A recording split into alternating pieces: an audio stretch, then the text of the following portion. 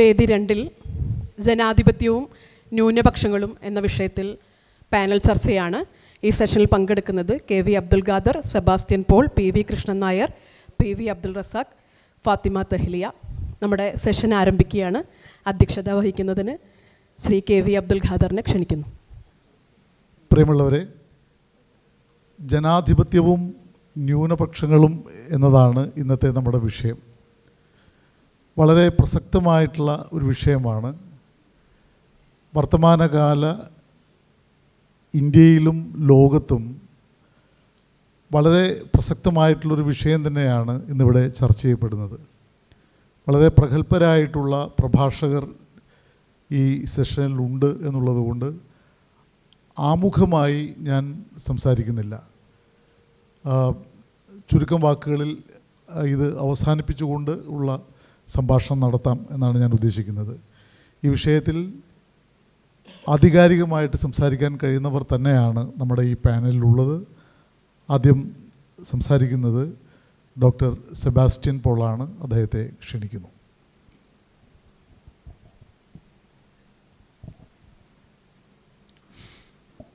അധ്യക്ഷൻ പരാമർശിച്ചതുപോലെ നമ്മുടെ ഈ സമകാലിക ലോകത്ത് ഏറ്റവും പ്രധാനപ്പെട്ട വിഷയമായി ജനാധിപത്യവും ന്യൂനപക്ഷങ്ങളും എന്നത് മാറിയിട്ടുണ്ട്. ജനാധിപത്യം എന്നത് തന്നെ വലിയ തോതിലുള്ള ഒരു ചർച്ചാ വിഷയമാണ്. പ്രത്യേകിച്ച് കഴിഞ്ഞ നൂറ്റാണ്ടിൽ ലോകമഹായുദ്ധത്തിന് ശേഷം ലോകക്രമം തന്നെ, ആഗോള ലോകക്രമം തന്നെ ജനാധിപത്യത്തിലേക്കുള്ള ഒരു യാത്രയായി മാറിയിരുന്നു. അതിനൊരു പശ്ചാത്തലമുണ്ടെന്ന് നമുക്കറിയാം. ഹിറ്റ്ലറുടെ നാസി ഭരണകാലത്ത് എപ്രകാരമാണ് മതാടിസ്ഥാനത്തിൽ ജനവിഭാഗങ്ങൾ വേട്ടയാടപ്പെട്ടത്. അവരുടെ സമ്പൂർണ്ണ നിഗ്രഹം ഉറപ്പാക്കുന്നതിനുള്ള അയാളുടെ പരിപാടികൾ, ഓഷ്വിറ്റ്സ് എന്നൊക്കെ അറിയപ്പെടുന്നത്. നമുക്കിപ്പോഴും ജനാധിപത്യത്തെക്കുറിച്ച് ചിന്തിക്കുമ്പോൾ ന്യൂനപക്ഷങ്ങളെക്കുറിച്ച് ചിന്തിക്കേണ്ടി വരുന്നു. അത് സ്വാഭാവികമാണത്. ഇന്ത്യയെ നമ്മൾ വിശേഷിപ്പിക്കുന്നത് ലോകത്തിലെ ഏറ്റവും വലിയ ജനാധിപത്യമെന്നാണ്. അതൊരു ഗുണമേന്മയെ അടിസ്ഥാനമാക്കിയുള്ള വിശേഷണം അല്ല. മറിച്ച് ഏറ്റവും കൂടുതൽ ആളുകൾ പോളിംഗ് ബൂത്തിലേക്ക് പോകുന്ന, ഏറ്റവും കൂടുതൽ ആളുകൾ വോട്ട് ചെയ്യുന്ന ജനാധിപത്യമാണ് നമ്മുടേത്. അങ്ങനെയാണ് നമ്മൾ നമ്പർ 1 ആയിരിക്കുന്നത്. പക്ഷേ ജനാധിപത്യം അർത്ഥപൂർണമാകണമെങ്കിൽ മറ്റ് ചില വ്യവസ്ഥകൾ കൂടി പാലിക്കപ്പെടേണ്ടതുണ്ട്. ജനാധിപത്യമെന്ന് കേൾക്കുമ്പോൾ സ്കൂൾ കുട്ടികൾക്കെല്ലാം അറിയാവുന്നത്, നമുക്കും അറിയാവുന്നത് എബ്രഹാം ലിങ്കൻ്റെ വളരെ പ്രസിദ്ധമായ ഒരു നിർവചനമാണ്. കേവലം 10 വാക്കുകളിൽ അദ്ദേഹം ജനാധിപത്യത്തെ നിർവചിച്ചത് ഗവൺമെൻറ് ഓഫ് ദ പീപ്പിൾ, ജനം, പീപ്പിൾ എന്ന വാക്കിനാണ് ഇവിടെ പ്രാധാന്യം നൽകിയിരിക്കുന്നത്. പക്ഷേ പീപ്പിൾ എന്ന് പറയുമ്പോൾ അതാര് എന്ന ചോദ്യം വീണ്ടും ഉണ്ടാകുന്നു. പീപ്പിൾ എന്ന് പറഞ്ഞാൽ ജനാധിപത്യത്തിൻ്റെതായ ഒരു കോണ്ടെക്സ്റ്റിൽ അത് ഭൂരിപക്ഷം മാത്രമാണോ എന്നൊരു ചോദ്യമാണ് ഉണ്ടാകുന്നത്. ഈ ഭൂരിപക്ഷം എന്ന് പറയുന്ന ഒരു സംഖ്യ മാത്രമാണ്. ജനാധിപത്യത്തിൽ ഭരണ സംവിധാനങ്ങൾ ക്രമീകരിച്ചിരിക്കുന്നത് ഈ സംഖ്യയുടെ അടിസ്ഥാനത്തിലാണ്.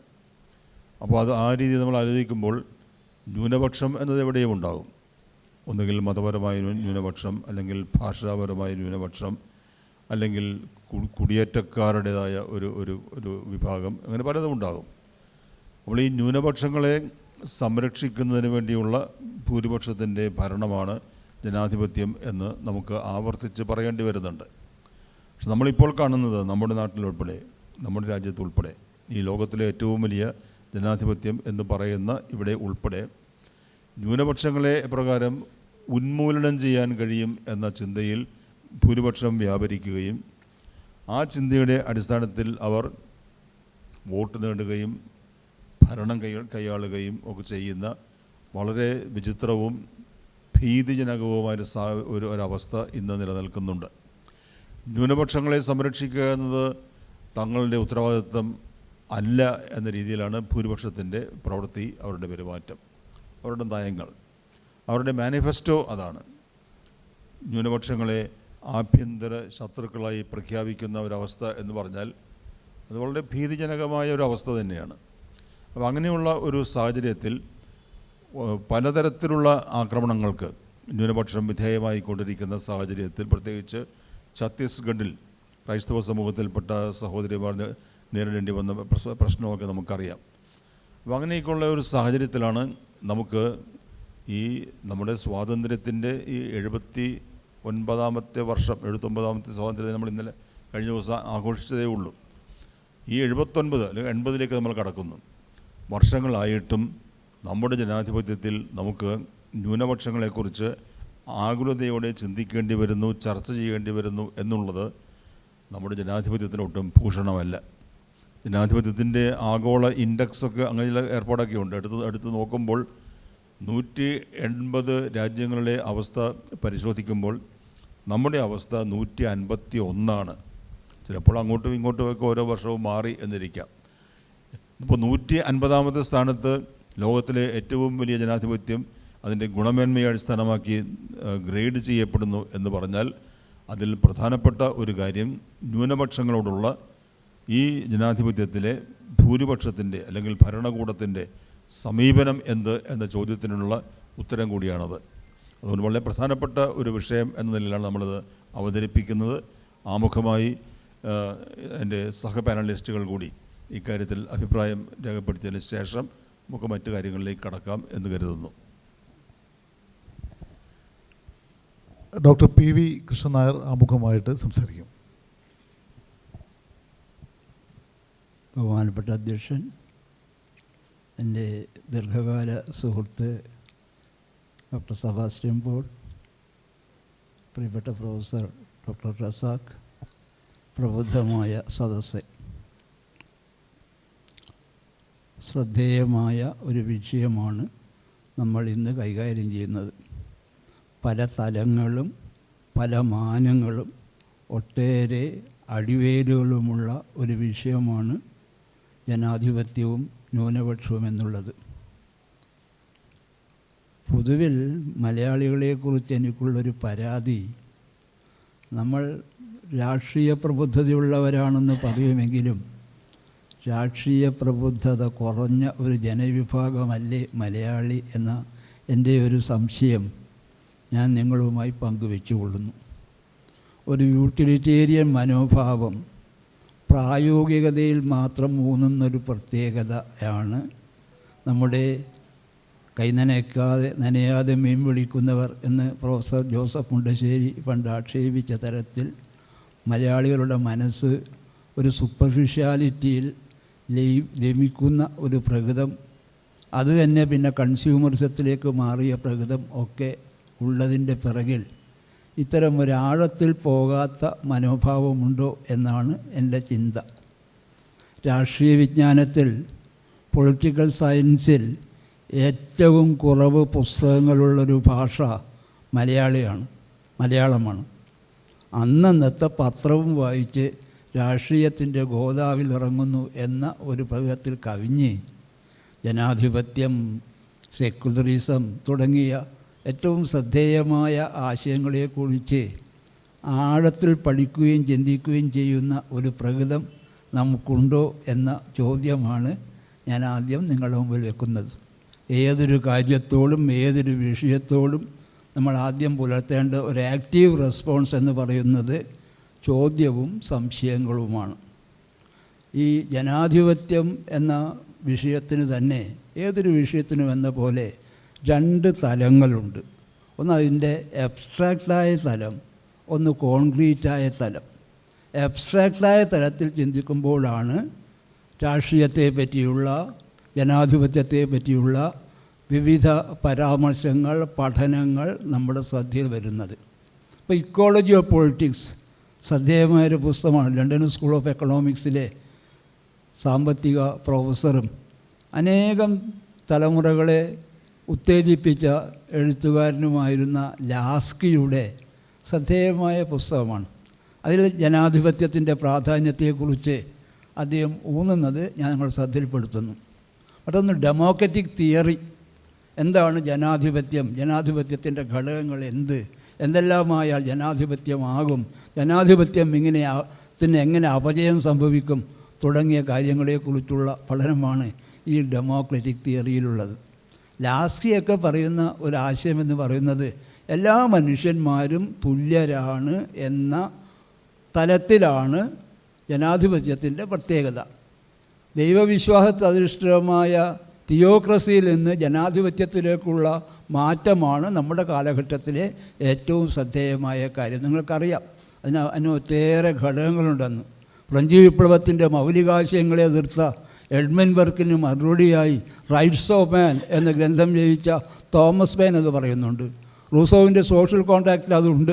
മലയാളത്തിൽ അങ്ങനെ ജനാധിപത്യത്തെ പറ്റിയൊക്കെ സൂക്ഷ്മമായി പഠിക്കുന്ന ഗ്രന്ഥങ്ങളുടെ കുറവ് എന്നെ ദുഃഖിപ്പിക്കുന്നു. തായാട്ട് ശങ്കരൻ്റെ ഒരു പുസ്തകമാണ് നമ്മുടെ ജനാധിപത്യത്തെ പറ്റിയുള്ള ഒരു കാലത്ത് ഏറ്റവും നല്ല പുസ്തകം എന്ന് പറയാവുന്ന തായാട്ടിൻ്റെ പുസ്തകമാണ്. ജനാധിപത്യത്തിൻ്റെ ഉദയത്തെക്കുറിച്ചും പാർലമെൻ്ററി ഡെമോക്രസിയെക്കുറിച്ചുമൊക്കെയുള്ള ആ പുസ്തകം തീരെ ശ്രദ്ധിക്കപ്പെടാതെ പോയി എന്ന ദുഃഖത്തോടെയാണ് തായാട്ട് ശങ്കരൻ കണ്ണടച്ച് എന്ന് അറിയാവുന്ന ഒരു വ്യക്തിയാണ് ഞാൻ. ആ രീതിയിൽ നമ്മൾ നോക്കുമ്പോൾ ഇപ്പോൾ എൻ്റെയും എൻ്റെ സുഹൃത്ത് സെബാസ്റ്റ്യൻ പോളും ഞങ്ങളൊക്കെ മഹാരാജ സ്കൂളിൽ ഒന്നിച്ച് പഠിച്ചൊരു കാലം ഞാൻ ഓർക്കുന്നു. 60 മുതൽ 70 വരെയുള്ള 65 മുതൽ 70 വരെയുള്ള കാലഘട്ടങ്ങളിൽ അതൊരു മോഡേണിസത്തിൻ്റെ കാലമായിരുന്നു. അനേകം ആശയങ്ങളും ആദർശങ്ങളും ഉണ്ടായിരുന്ന ഒരു കാലം. ഒരു കാലഘട്ടത്തെ മുഴുവൻ അടക്കി വരുത്തുന്നുവെന്ന മേധാശക്തിയുമായി പിറന്ന ഒട്ടേറെ ചിന്തകന്മാർ വിദ്യാഭ്യാസത്തെക്കുറിച്ച്, സംസ്കാരത്തെക്കുറിച്ച്, ജനാധിപത്യത്തെക്കുറിച്ച്, ജനാധിപത്യത്തിൻ്റെ പല വഴികളെക്കുറിച്ച് ഒക്കെ ചിന്തിച്ചിരുന്ന ഒരു കാലത്തെക്കുറിച്ചാണ് ഞാൻ സൂചിപ്പിക്കുന്നത്. അപ്പോഴാണ് റവല്യൂഷൻ ഉണ്ടാകുന്നത്. അപ്പോഴാണ് അബ്സേർഡ് ഡ്രാമകളെ പറ്റിയുള്ള പഠനം ഉണ്ടാകുന്നത്. അപ്പോഴാണ് ലിറ്റററി മോഡേണിസത്തിൻ്റെ പ്രത്യേകത, കാലബോധം, ലോകബോധമൊക്കെ ഉണ്ടാകുന്നത്. അപ്പോഴാണ് ഫ്രഞ്ച് റവല്യൂഷൻ 1968 പ്രസിദ്ധീകരിക്കുന്നത്. അപ്പോഴാണ് സ്റ്റുഡൻറ്റ് പവർ എന്ന പ്രസിദ്ധമായ ഗ്രന്ഥം വരുന്നത്. അപ്പോഴാണ് നോബൽ സമ്മാനം കിട്ടിയ എഴുത്തുകാരനായ ജീൻ പോൾ സാർത്രെ കോഹൻ ബെന്നറ്റ് എന്ന വിദ്യാർത്ഥി നേതാവുമായി അഭിമുഖ സംഭാഷണത്തിന് വേണ്ടി പോകുന്നത്. ഞാൻ പറഞ്ഞു വരുന്നത് ഒരു പുസ്തകത്തിൻ്റെ ലിസ്റ്റ് നിരത്താൻ വേണ്ടിയല്ല. ആ കാലഘട്ടത്തിൽ വന്നൊരു മാറ്റങ്ങൾ, ജനാധിപത്യത്തെ പറ്റിയുള്ള ചർച്ചകൾ, അഴിമതി, അധികാരം, വർഗീയത എന്ന പേരിൽ മലയാളത്തിലുണ്ടായൊരു പുസ്തകം, അതിലൊക്കെ വന്ന ഡോക്ടർ KV മേനോൻ്റെയും സുകുമാർ അഴീക്കോടിൻ്റെയും ഒക്കെ പ്രൊഫസർ G കുമാരപ്പിള്ളയുടെയും M ഗോവിന്ദൻ്റെയും ഒക്കെ പുസ്തകങ്ങൾ, മലയാളത്തിൽ അത്തരം പുസ്തകങ്ങൾ വളരെ ചുരുക്കമാണെന്ന അഭിപ്രായക്കാരനാണ് ഞാൻ. അത് കഴിഞ്ഞ് ഇതിനെപ്പറ്റി ജനാധിപത്യത്തിൻ്റെ ആശയങ്ങൾക്ക് ഒരുപാട് മാറ്റങ്ങൾ വന്നു. ഇപ്പോൾ 2 cheers for democracy ശ്രദ്ധേയമായ ഒരു ലേഖനമാണ്. ജനാധിപത്യത്തിന് 3 cheers നമ്മൾ പറയാറുള്ളത്. പക്ഷേ ആ എഴുത്തുകാരൻ, ആ പണ്ഡിതൻ 3 cheers പറയാൻ തയ്യാറില്ല. 2 cheers for democracy എന്നാണ്. അപ്പോഴാണ് ജനാധിപത്യത്തെ പറ്റി പ്രോക്ടസിൻ്റെ കട്ടിൽ എന്ന CJ തോമസിൻ്റെ പ്രസിദ്ധമായ ലേഖനം ഞാൻ നിങ്ങളെ ഓർമ്മപ്പെടുത്തുന്നു. ജനാധിപത്യത്തിൻ്റെ ദോഷങ്ങളെ പറ്റിയുള്ള ഒരുപാട് ചർച്ചകൾ ഉണ്ടായിരുന്നു. നമ്മുടെ ഭാഷയിൽ അങ്ങനെയൊന്നും ചർച്ചകൾ ഉണ്ടായിട്ടില്ല എന്ന അഭിപ്രായക്കാരനാണ് ഞാൻ. പ്രോക്ടസിൻ്റെ കട്ടിൽ ഇത് ഹീറോസിനെ ഇല്ലാതാക്കുന്നു. ജനാധിപത്യത്തിനെതിരായി വന്ന ഒരു വാദം, ഹീറോസ്, വലിയ മനുഷ്യന്മാർ, വലിയ നേതാക്കന്മാർ, വലിയ വലിപ്പത്തെ ഇല്ലാതാക്കുന്ന ഒന്നാണ് ജനാധിപത്യം എന്നൊരു വാദം വന്നു. ഇതാണ് ഫ്രെഡറിക് നീഷെ സൂപ്പർമാൻ സിദ്ധാന്തം ഉപയോഗിച്ച കൊണ്ടുവന്ന ഫ്രെഡറിക് നീഷെ, ദെസ്പേസ് സരത്തൂസ്ട്ര എന്ന ഗ്രന്ഥത്തിൻ്റെ കർത്താവായ നീഷെ, ബിയോണ്ട് ഗുഡ് ആൻഡ് ഈവിൾ എന്ന ഗ്രന്ഥത്തിൻ്റെ കർത്താവായ നീഷെ ആ വാദക്കാരനായിരുന്നു. നീഷെ ജനാധിപത്യത്തിനെതിരായിരുന്നു. നീഷ പറഞ്ഞ വാദം വലിപ്പത്തെ, വലിയ മനുഷ്യന്മാർ, വലിയ നെപ്പോളിയനെ പോലെയൊക്കെയുള്ള വലിയ ആൾക്കാരെ അങ്ങനെ പലതരത്തിൽ ഇല്ലാതാക്കുന്ന, ചെറുതാക്കുന്ന ആൾക്കാരെ ചെറുതാക്കുന്ന ഒന്ന് ജനാധിപത്യത്തിനില്ലേ. പക്ഷെ നമ്മൾ ഓർക്കണം, നീഷയുടെ വാദം ചെന്ന് നിന്നത് ഹിറ്റ്ലറിലായിരുന്നു എന്ന് ഓർക്കണം. പിന്നീട് അപ്പോൾ ആ രീതിയിലും വ്യക്തിയുടെ അന്തസ്സ്, വ്യക്തിയുടെ മാന്യത, അവൻ്റെ ചിന്താരീതി, അവൻ്റെ സ്വാതന്ത്ര്യബോധം, അതൊക്കെ വളരെ പ്രധാനമാണ്. ഇവിടെ ധാരാളം പറയേണ്ട കാര്യങ്ങളുണ്ട്, അടുത്ത റൗണ്ടിൽ ഞാൻ പറഞ്ഞുകൊള്ളാം. അപ്പോൾ സ്വാതന്ത്ര്യം എന്നുള്ളത് വളരെ ശ്രദ്ധേയമായ ആശയമാണ്. സ്വാതന്ത്ര്യവും ജനാധിപത്യവുമൊക്കെ ഒരാദർശമാണ് എന്നുള്ള അഭിപ്രായം വന്നു. CJ തോമസിൻ്റെ പ്രസിദ്ധമായ പഠനമുണ്ടല്ലോ, കാശിയിലെത്തുന്നതിലല്ല പുണ്യം കാശി യാത്രയിലാണ് എന്ന് CJ പറയുന്നത്. ജനാധിപത്യമൊക്കെ തന്നെ മുഴുവൻ നമുക്ക് കൈവരിക്കാവുന്ന ഒരാശയമല്ലെന്നും അതൊരു വലിയൊരു ആദർശദീപ്തിയോടുകൂടി നമുക്ക് വെളിച്ചം തരുന്ന ഒന്നാണെന്നൊക്കെ അതിമനോഹരമായ രീതിയിൽ CJ തോമസ് വാദിക്കുന്നുണ്ട്. ആ രീതിയിലുള്ള ഒരു വീക്ഷണം ഒരു ചിന്ത ഇതാണ്. ഈ സെബാസ്റ്റ്യൻ പോൾ സൂചിപ്പിച്ച പോലെ നമ്മളിന്നൊരു പിഴച്ച കാലത്തിലൂടെ പോവുകയാണ്. ഇതൊരു പൂണുനൂലിട്ട ഡെമോക്രസിയാണോ എന്ന് ദുഃഖിക്കുന്ന രീതിയിലുള്ള അനേകം ചീത്ത വശങ്ങളിലേക്ക് നമ്മൾ കടന്നു പോവുകയാണ്. അപ്പോഴാണ് നമ്മൾ ജനാധിപത്യത്തിൻ്റെ പ്രാധാന്യത്തെ, സ്വാതന്ത്ര്യത്തിൻ്റെ പ്രാധാന്യം, മനുഷ്യന് സ്വാതന്ത്ര്യം വേണോ എന്നുള്ള ചോദ്യം തന്നെ പ്രസക്തമായി വരുന്നുണ്ട്. എറിക് ഫ്രോം ഈ അടുത്ത കാലത്തിൽ അധികം ചെറുപ്പക്കാരെയും വായിക്കുന്നവരെയും സ്വാധീനിച്ച പ്രശസ്തനായ എഴുത്തുകാരനാണ് എറിക് ഫ്രോം. എറിക് ഫ്രോമിൻ്റെ പ്രസിദ്ധമായൊരു പുസ്തകമുണ്ട്, ഫിയർ ഓഫ് ഫ്രീഡം. അതിൻ്റെ വേറൊരു വോളിയത്തിന് അദ്ദേഹം കൊടുത്ത പേര് എസ്കേപ്പ് ഫ്രം ഫ്രീഡം എന്നാണ്. മനുഷ്യന് സ്വാതന്ത്ര്യം അത്ര ആവശ്യമാണോ, അവൻ അതിൽ നിന്ന് ഒഴിയാൻ ആഗ്രഹിക്കുന്നുണ്ടോ എന്നുള്ളതാണ്. അപ്പോൾ ആ രീതിയിലൊക്കെ ഒരു ചിന്താരീതിയിലൂടെ സ്വാതന്ത്ര്യത്തെ പറ്റിയുള്ള, ജനാധിപത്യത്തെ പറ്റിയുള്ള അബ്സ്ട്രാക്റ്റായ വിചിന്തനത്തിലൂടെ കൂടി മലയാളി പോകണം എന്നുള്ളത് കൊണ്ട് മനുഷ്യൻ, ഇത് പറയാൻ കാരണം, മനുഷ്യനൊരു ബഹുമേഖലാ ജീവിയാണ്. നമ്മൾ സാഹിത്യ സംസ്കാരത്തിൻ്റെയൊക്കെ സദസ്സുകൾ നടത്തുമ്പോൾ ഓർക്കേണ്ട ഒരു കാര്യം, മനുഷ്യ ജീവിതത്തിന് പല തലങ്ങളുണ്ട്, പല മാനങ്ങളുണ്ട്. അതാണ് ജൂലിയൻ ഹക്സ്ലി പറഞ്ഞത് മനുഷ്യൻ ഒരു ബഹുമേഖലാ ജീവിയാണെന്ന്. അതിന് കുറച്ചുകൂടി മൊമെൻറ്റം കൊടുത്തു, ആക്കം കൊടുത്തു, വിശദീകരണം കൊടുത്തു അദ്ദേഹത്തിൻ്റെ സഹോദരനായ ആൾഡസ് ഹക്സ്ലി എൻസ് ആൻഡ് മീൻസ് എന്ന പുസ്തകത്തിലൂടെ. അപ്പോൾ ഇതിനെയൊക്കെ ചില ഈ ഒരു കാര്യത്തിന് അതിൻ്റെ ആശയപ്രമാണങ്ങൾ, ആദർശങ്ങൾ, തത്വശാസ്ത്രങ്ങൾ, വിചിന്തനങ്ങൾ, വിമർശനങ്ങൾ ഒക്കെ ഉണ്ട് എന്ന് സൂചിപ്പിക്കാൻ വേണ്ടിയാണ് ഞാൻ ഇത്തരം ഗ്രന്ഥങ്ങളെക്കുറിച്ചൊക്കെ പറഞ്ഞു വന്നത്. അപ്പോൾ സ്വാതന്ത്ര്യം ജീവിതത്തിലെ ഏറ്റവും ശ്രദ്ധേയമായ ആദർശമാണ്. ഈ സ്വാതന്ത്ര്യം ഏറ്റവും നമുക്ക് കിട്ടുന്ന ഭരണരീതി ജനാധിപത്യമാണ്. അതുകൊണ്ട് ഇന്നത്തെ കാലഘട്ടത്തിലെ ഏറ്റവും ശ്രദ്ധേയമായ ഭരണരീതി എന്ന് പറയുന്നത്, ഇന്ന് ഏറ്റവും പ്രധാനപ്പെട്ട ഒന്നെന്ന് പറയുന്നത് ജനാധിപത്യമാണ്. ദ ചാലഞ്ച് ഓഫ് ഡെമോക്രസി എന്ന പേരിൽ ജോൺ സ്ട്രാച്ചിയുടെ അതിപ്രസിദ്ധമായൊരു പുസ്തകമുണ്ട്, ജനാധിപത്യത്തിൻ്റെ വെല്ലുവിളികൾ. അദ്ദേഹം താരതമ്യപ്പെടുത്തുന്നത് ആമയും മുയലുമായിട്ടാണ്. ജനാധിപത്യത്തിൻ്റെ ഒരു ദോഷം എന്താ? അത് വളരെ മെല്ലെയാണ്, വളരെ മെല്ലെയാണ്. അത് ആമയെ പോലെയാണെന്നാണ് സ്ട്രാച്ചി പറയുന്നത്. പക്ഷേ ഇതൊക്കെ പറയുമ്പോഴും സ്ട്രാച്ചിയെ പോലുള്ള ആൾക്കാർ പറയുന്നു മനുഷ്യൻ്റെ അന്തസ്സ്, the dignity of a man, മനുഷ്യൻ്റെ സ്വാതന്ത്ര്യബോധം ഒക്കെ വ്യക്തമാക്കുന്ന, ഇതുവരെ ലോകം, അത് ട്രോയംബിയൊക്കെ അത് വിശദീകരിക്കുന്നുണ്ട്. ഇന്നുമുള്ള ഭരണസമ്പ്രദായങ്ങളിൽ, ഇന്നോളം മനുഷ്യൻ പരീക്ഷിച്ച ഭരണസമ്പ്രദായങ്ങളിൽ ഏറ്റവും മുന്തിയത്, ഏറ്റവും ഉത്കൃഷ്ടം മനുഷ്യൻ്റെ വ്യക്തിയുടെ അന്തസ്സിനെയും അവൻ്റെ സ്വാതന്ത്ര്യബോധത്തെയും അവൻ്റെ നീതിബോധത്തെയും ഒക്കെ സാക്ഷാത്കരിക്കുന്ന ഏറ്റവും നല്ല രാഷ്ട്രീയ രൂപം എന്ന നിലയിൽ ജനാധിപത്യത്തിനുള്ള പ്രാധാന്യം വളരെ വലുതാണ്. അതിൻ്റെ മറ്റു വശങ്ങൾ ഞാൻ അടുത്ത ചർച്ചയിൽ പറഞ്ഞുകൊള്ളാം. താങ്ക് യു മാഷെ. അടുത്തതായിട്ട് ശ്രീ അബ്ദുൾ റസാഖ് PP അല്ലേ? വേദിയിലും സദസ്സിലുമുള്ള പ്രിയപ്പെട്ടവരെ, നമ്മുടെ റിപ്പബ്ലിക്ക് അതിൻ്റെ ചരിത്രത്തിൻ്റെ വിപരീത ദിശയിൽ സഞ്ചരിക്കാൻ തുടങ്ങിയിട്ട് ഒരു പതിറ്റാണ്ടായി കഴിഞ്ഞു. സച്ചിദാനന്ദൻ മാഷ് ഈ പ്രാണപ്രതിഷ്ഠ കഴിഞ്ഞ ഉടനെ ഒരു ഫേസ്ബുക്ക് കുറിപ്പിട്ടിരുന്നു. ആ കുറിപ്പ് ഇങ്ങനെയാണ്: നാം എല്ലാം ഭാരതത്തിലെ തടവുകാരായി മാറിയിരിക്കുന്നു. നാം എല്ലാം ഭാരതത്തിലെ തടവുകാരായി മാറിയിരിക്കുന്നു. ഇന്ത്യ എന്നേ മരിച്ചു കഴിഞ്ഞിരിക്കുന്നു. മരിച്ചവരോടിപ്പോൾ അസൂയയാണ്. ഞാൻ പറഞ്ഞു വരുന്നത്, നമ്മൾ വളരെ അടുത്ത കാലം വരെ, ഒരു പക്ഷേ ഒരു 2014 വരെയെങ്കിലും ഞാൻ വിചാരിക്കുന്നത് നാം ഈ റിപ്പബ്ലിക്കിലെ പൗരന്മാരായിരുന്നു, മതേതര ജനാധിപത്യ റിപ്പബ്ലിക്കിലെ പൗരന്മാരായിരുന്നുവെങ്കിൽ അടുത്ത കാലത്തായിട്ട് വലിയ ഒരു ട്രാൻസ്ഫർമേഷൻ സംഭവിക്കുന്നത് നമ്മൾ ഒരു ഹിന്ദു രാഷ്ട്രത്തിലെ പ്രജകളായി മാറിയിരിക്കുന്നു എന്നുള്ളതാണ്. അപ്പോൾ അങ്ങനെ ഒരു കാലഘട്ടത്തിൽ നിന്നാണ് നമ്മൾ ജനാധിപത്യത്തെക്കുറിച്ചും ഇവിടുത്തെ ന്യൂനപക്ഷങ്ങളുടെ സംരക്ഷണത്തെക്കുറിച്ചുമൊക്കെ സംസാരിക്കേണ്ടി വരുന്നത് എന്നുള്ളതാണ്. ജനാധിപത്യത്തെക്കുറിച്ച് ഏറ്റവും നന്നായി ഡിഫൈൻ ചെയ്തിട്ടുള്ളത് എനിക്ക് തോന്നുന്നത് നമ്മുടെ ഭരണഘടനാ ശില്പിയായ അംബേദ്കറാണ്. അംബേദ്കർ പറയുകയാണ്, വ്യത്യസ്തനാവാനും വ്യത്യസ്തനായതിൻ്റെ പേരിൽ വേട്ടയാടപ്പെടാതിരിക്കാനുമുള്ള അവകാശത്തിൻ്റെ പേരാണ് ജനാധിപത്യം. വ്യത്യസ്തരായിരിക്കുന്നതിൻ്റെ പേരിൽ വേട്ടയാടപ്പെടാതിരിക്കാനുമുള്ള അവകാശത്തിൻ്റെ പേരാണ് ജനാധിപത്യമെന്ന്.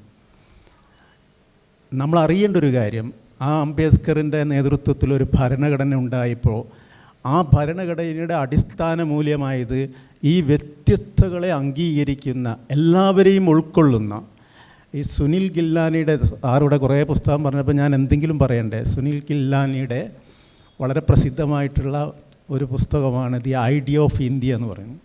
അപ്പോൾ അതിൽ അദ്ദേഹം പറയുന്നുണ്ട്, ഈ ഒരു ഐറിഷ് തമാശയെക്കുറിച്ച് പറയുന്നുണ്ട്. Whether trousers, the term trousers is plural or singular. Trousers എന്ന് പറയുന്ന പദം പ്ലൂറലാണോ സിംഗുലറാണോ എന്ന്. അപ്പം അതിന് ഉത്തരം കൊടുക്കുന്നത് അത് മുകളിൽ സിംഗുലറും പക്ഷേ താഴെ പ്ലൂരലുമാണ് എന്നാണ്. പക്ഷെ ഗില്ലാനി പറയുന്നത് ഇന്ത്യയെ സംബന്ധിച്ചിടത്തോളം ഇന്ത്യ മുകളിലും താഴെയും പ്ലൂരലാണ്.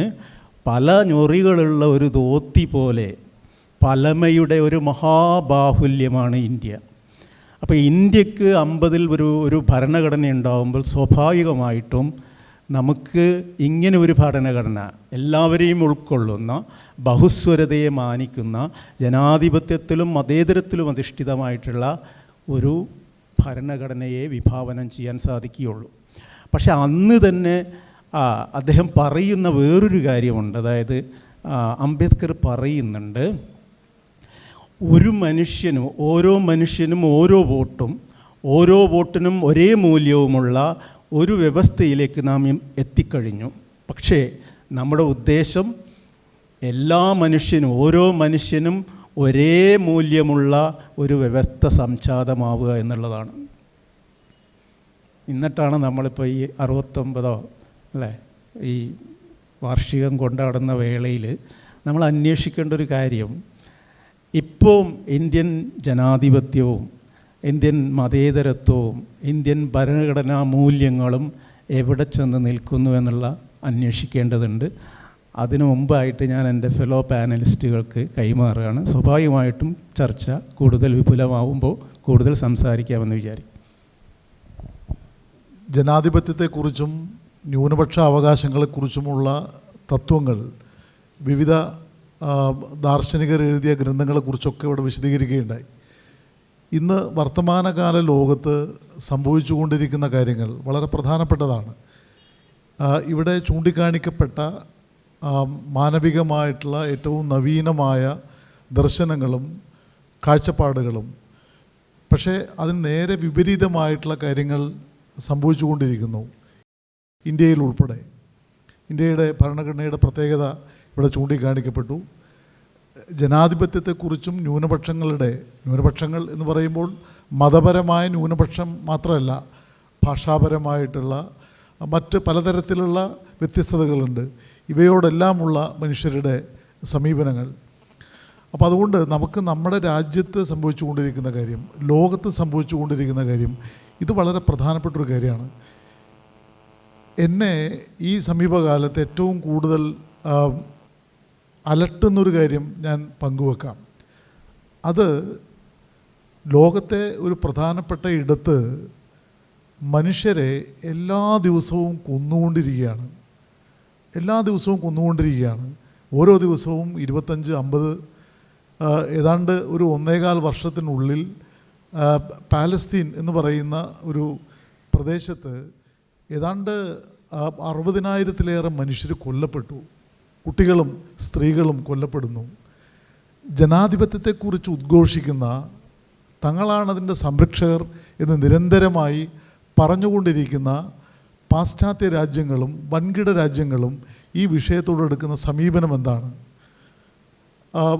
പല മാധ്യമങ്ങളും ഇത് കണ്ടില്ലെന്ന് നടിക്കുകയാണ്. മനുഷ്യൻ്റെ വേദനകളും കണ്ണുനീരും തങ്ങൾക്ക് പ്രശ്നമേ അല്ല എന്ന് പറഞ്ഞുകൊണ്ടിരിക്കുകയാണ്, പ്രായോഗികമായി പറഞ്ഞുകൊണ്ടിരിക്കുകയാണ്. നമ്മുടെ രാജ്യത്താണെങ്കിൽ ഭരണഘടനയുടെ ഏറ്റവും പ്രധാനപ്പെട്ട കാര്യങ്ങൾ പോലും ലംഘിക്കപ്പെടുന്നു.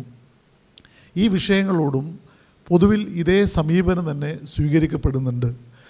അപ്പോൾ യഥാർത്ഥത്തിൽ ഇന്ന് ഈ വിഷയം ചർച്ച ചെയ്യപ്പെടുമ്പോൾ ഇത്തരം പ്രായോഗിക പ്രശ്നങ്ങളിലേക്ക് കൂടെ നമ്മുടെ ചർച്ച കടന്നു ചെല്ലേണ്ടതാണ് എന്ന് ഞാൻ കരുതുന്നു. ഇതേക്കുറിച്ച് ആദ്യം ഡോക്ടർ സെബാസ്റ്റ്യൻ പോൾ സംസാരിക്കും, മറ്റ് പാനലിസ്റ്റുകൾ എന്നെ തുടർന്നും. നമുക്ക് ഒരു ചർച്ച 3:30 വരെ നീളും. അപ്പോൾ അവസാനത്തെ ഒരു 20 മിനിറ്റ് സദസ്സുമായി സംവദിക്കാനുള്ള ഒരു സമയം കൂടി ഉണ്ടോ? ഇല്ല. ഓക്കെ. ജനാധിപത്യപരമല്ല അല്ലേ?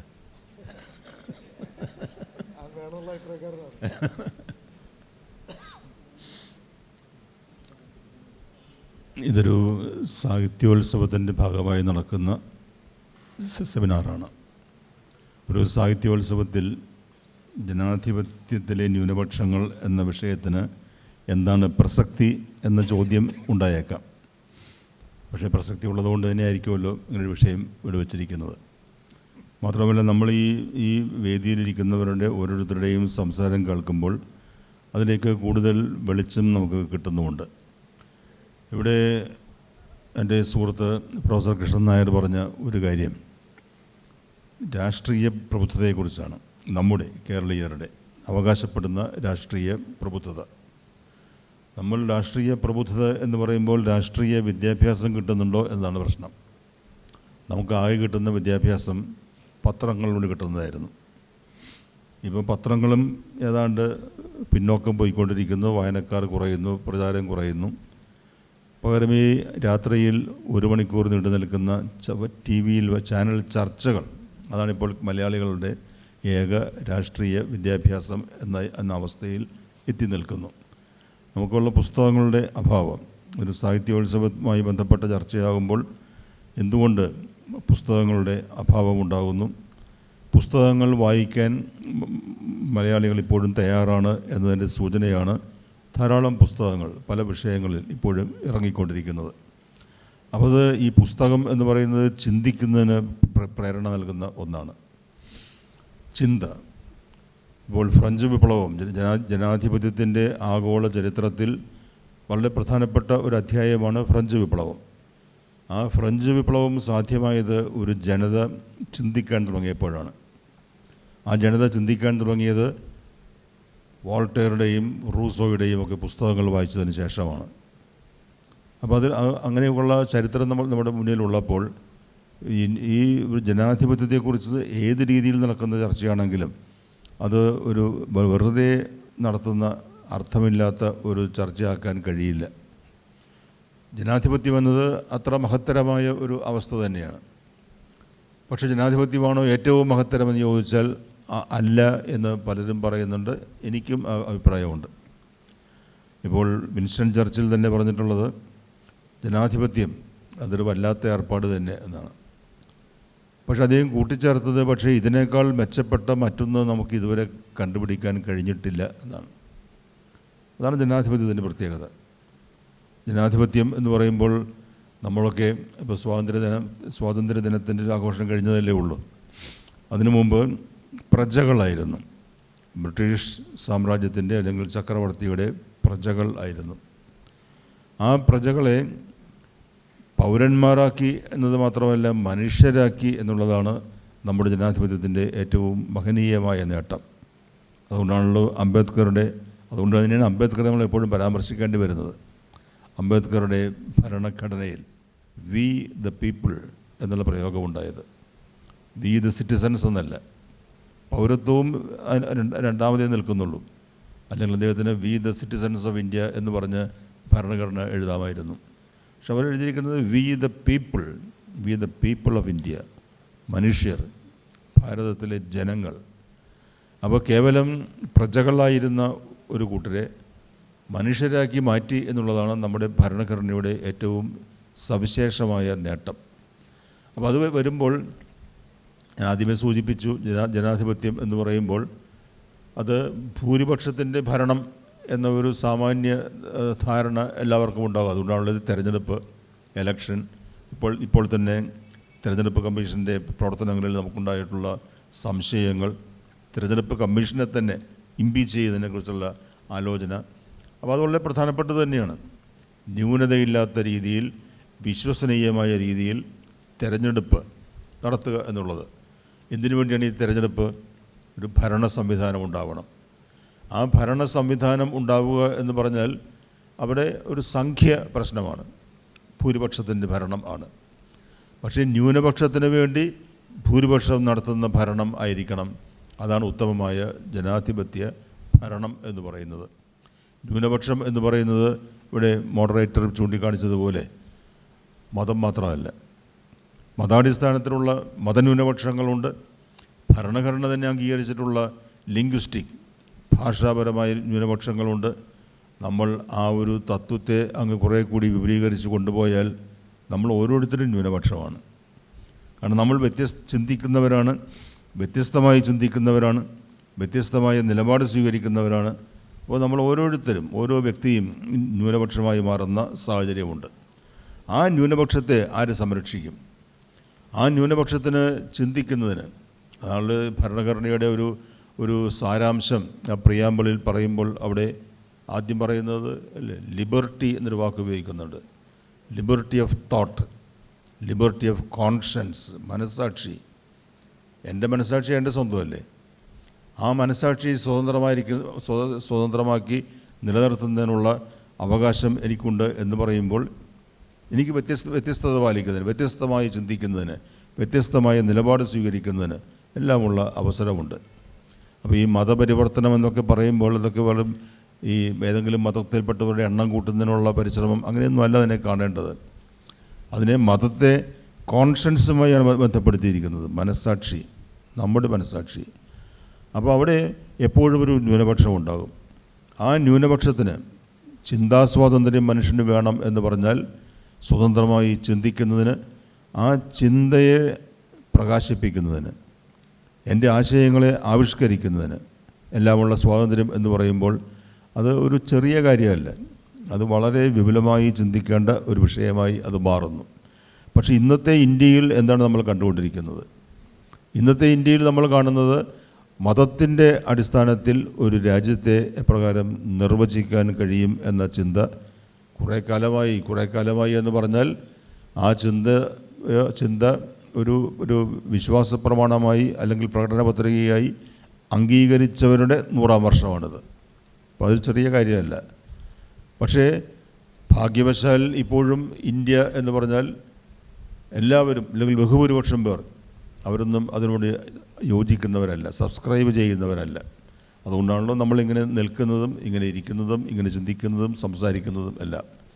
അപ്പോൾ ഇന്ത്യൻ ജനാധിപത്യം അത് ഒരു മഹനീയമായ അവസ്ഥയിലേക്ക് ഉയർത്തപ്പെടണമെങ്കിൽ എണ്ണത്തെ മാറ്റി നിർത്തി അല്ലെങ്കിൽ ജനസംഖ്യയെ മാറ്റി നിർത്തിക്കൊണ്ട് ഇതാണ് ലോകത്തിലെ ഏറ്റവും ഉത്തമമായ ജനാധിപത്യം എന്ന് ലോകത്തോട് നമുക്ക് പറയാൻ കഴിയണമെങ്കിൽ ആ ഉത്തമമായ ജനാധിപത്യ മൂല്യങ്ങളെ ഉൾക്കൊള്ളുന്നതിനും വിപുലീകരിക്കുന്നതിനും അതിനനുസരിച്ച് പ്രവർത്തിക്കുന്നതിനും നമുക്ക് കഴിയണം. അങ്ങനെ വരുമ്പോഴാണ് നമ്മൾ നമ്പർ 1 ഡെമോക്രസി എന്ന് നമുക്ക് പറയാൻ കഴിയുന്നത്. നമുക്ക് അഭിമാനിക്കാനുള്ള ഒരു കാര്യമാണ്. ഇപ്പോൾ ഇന്ത്യ പാകിസ്ഥാൻ അതിർത്തി വാഗ പലരും പോയിട്ടുണ്ടാകും അവിടെ. അപ്പോൾ ലാഹോറിൽ നിന്ന് അമൃത്സറിലേക്കുള്ള റോഡാണത്.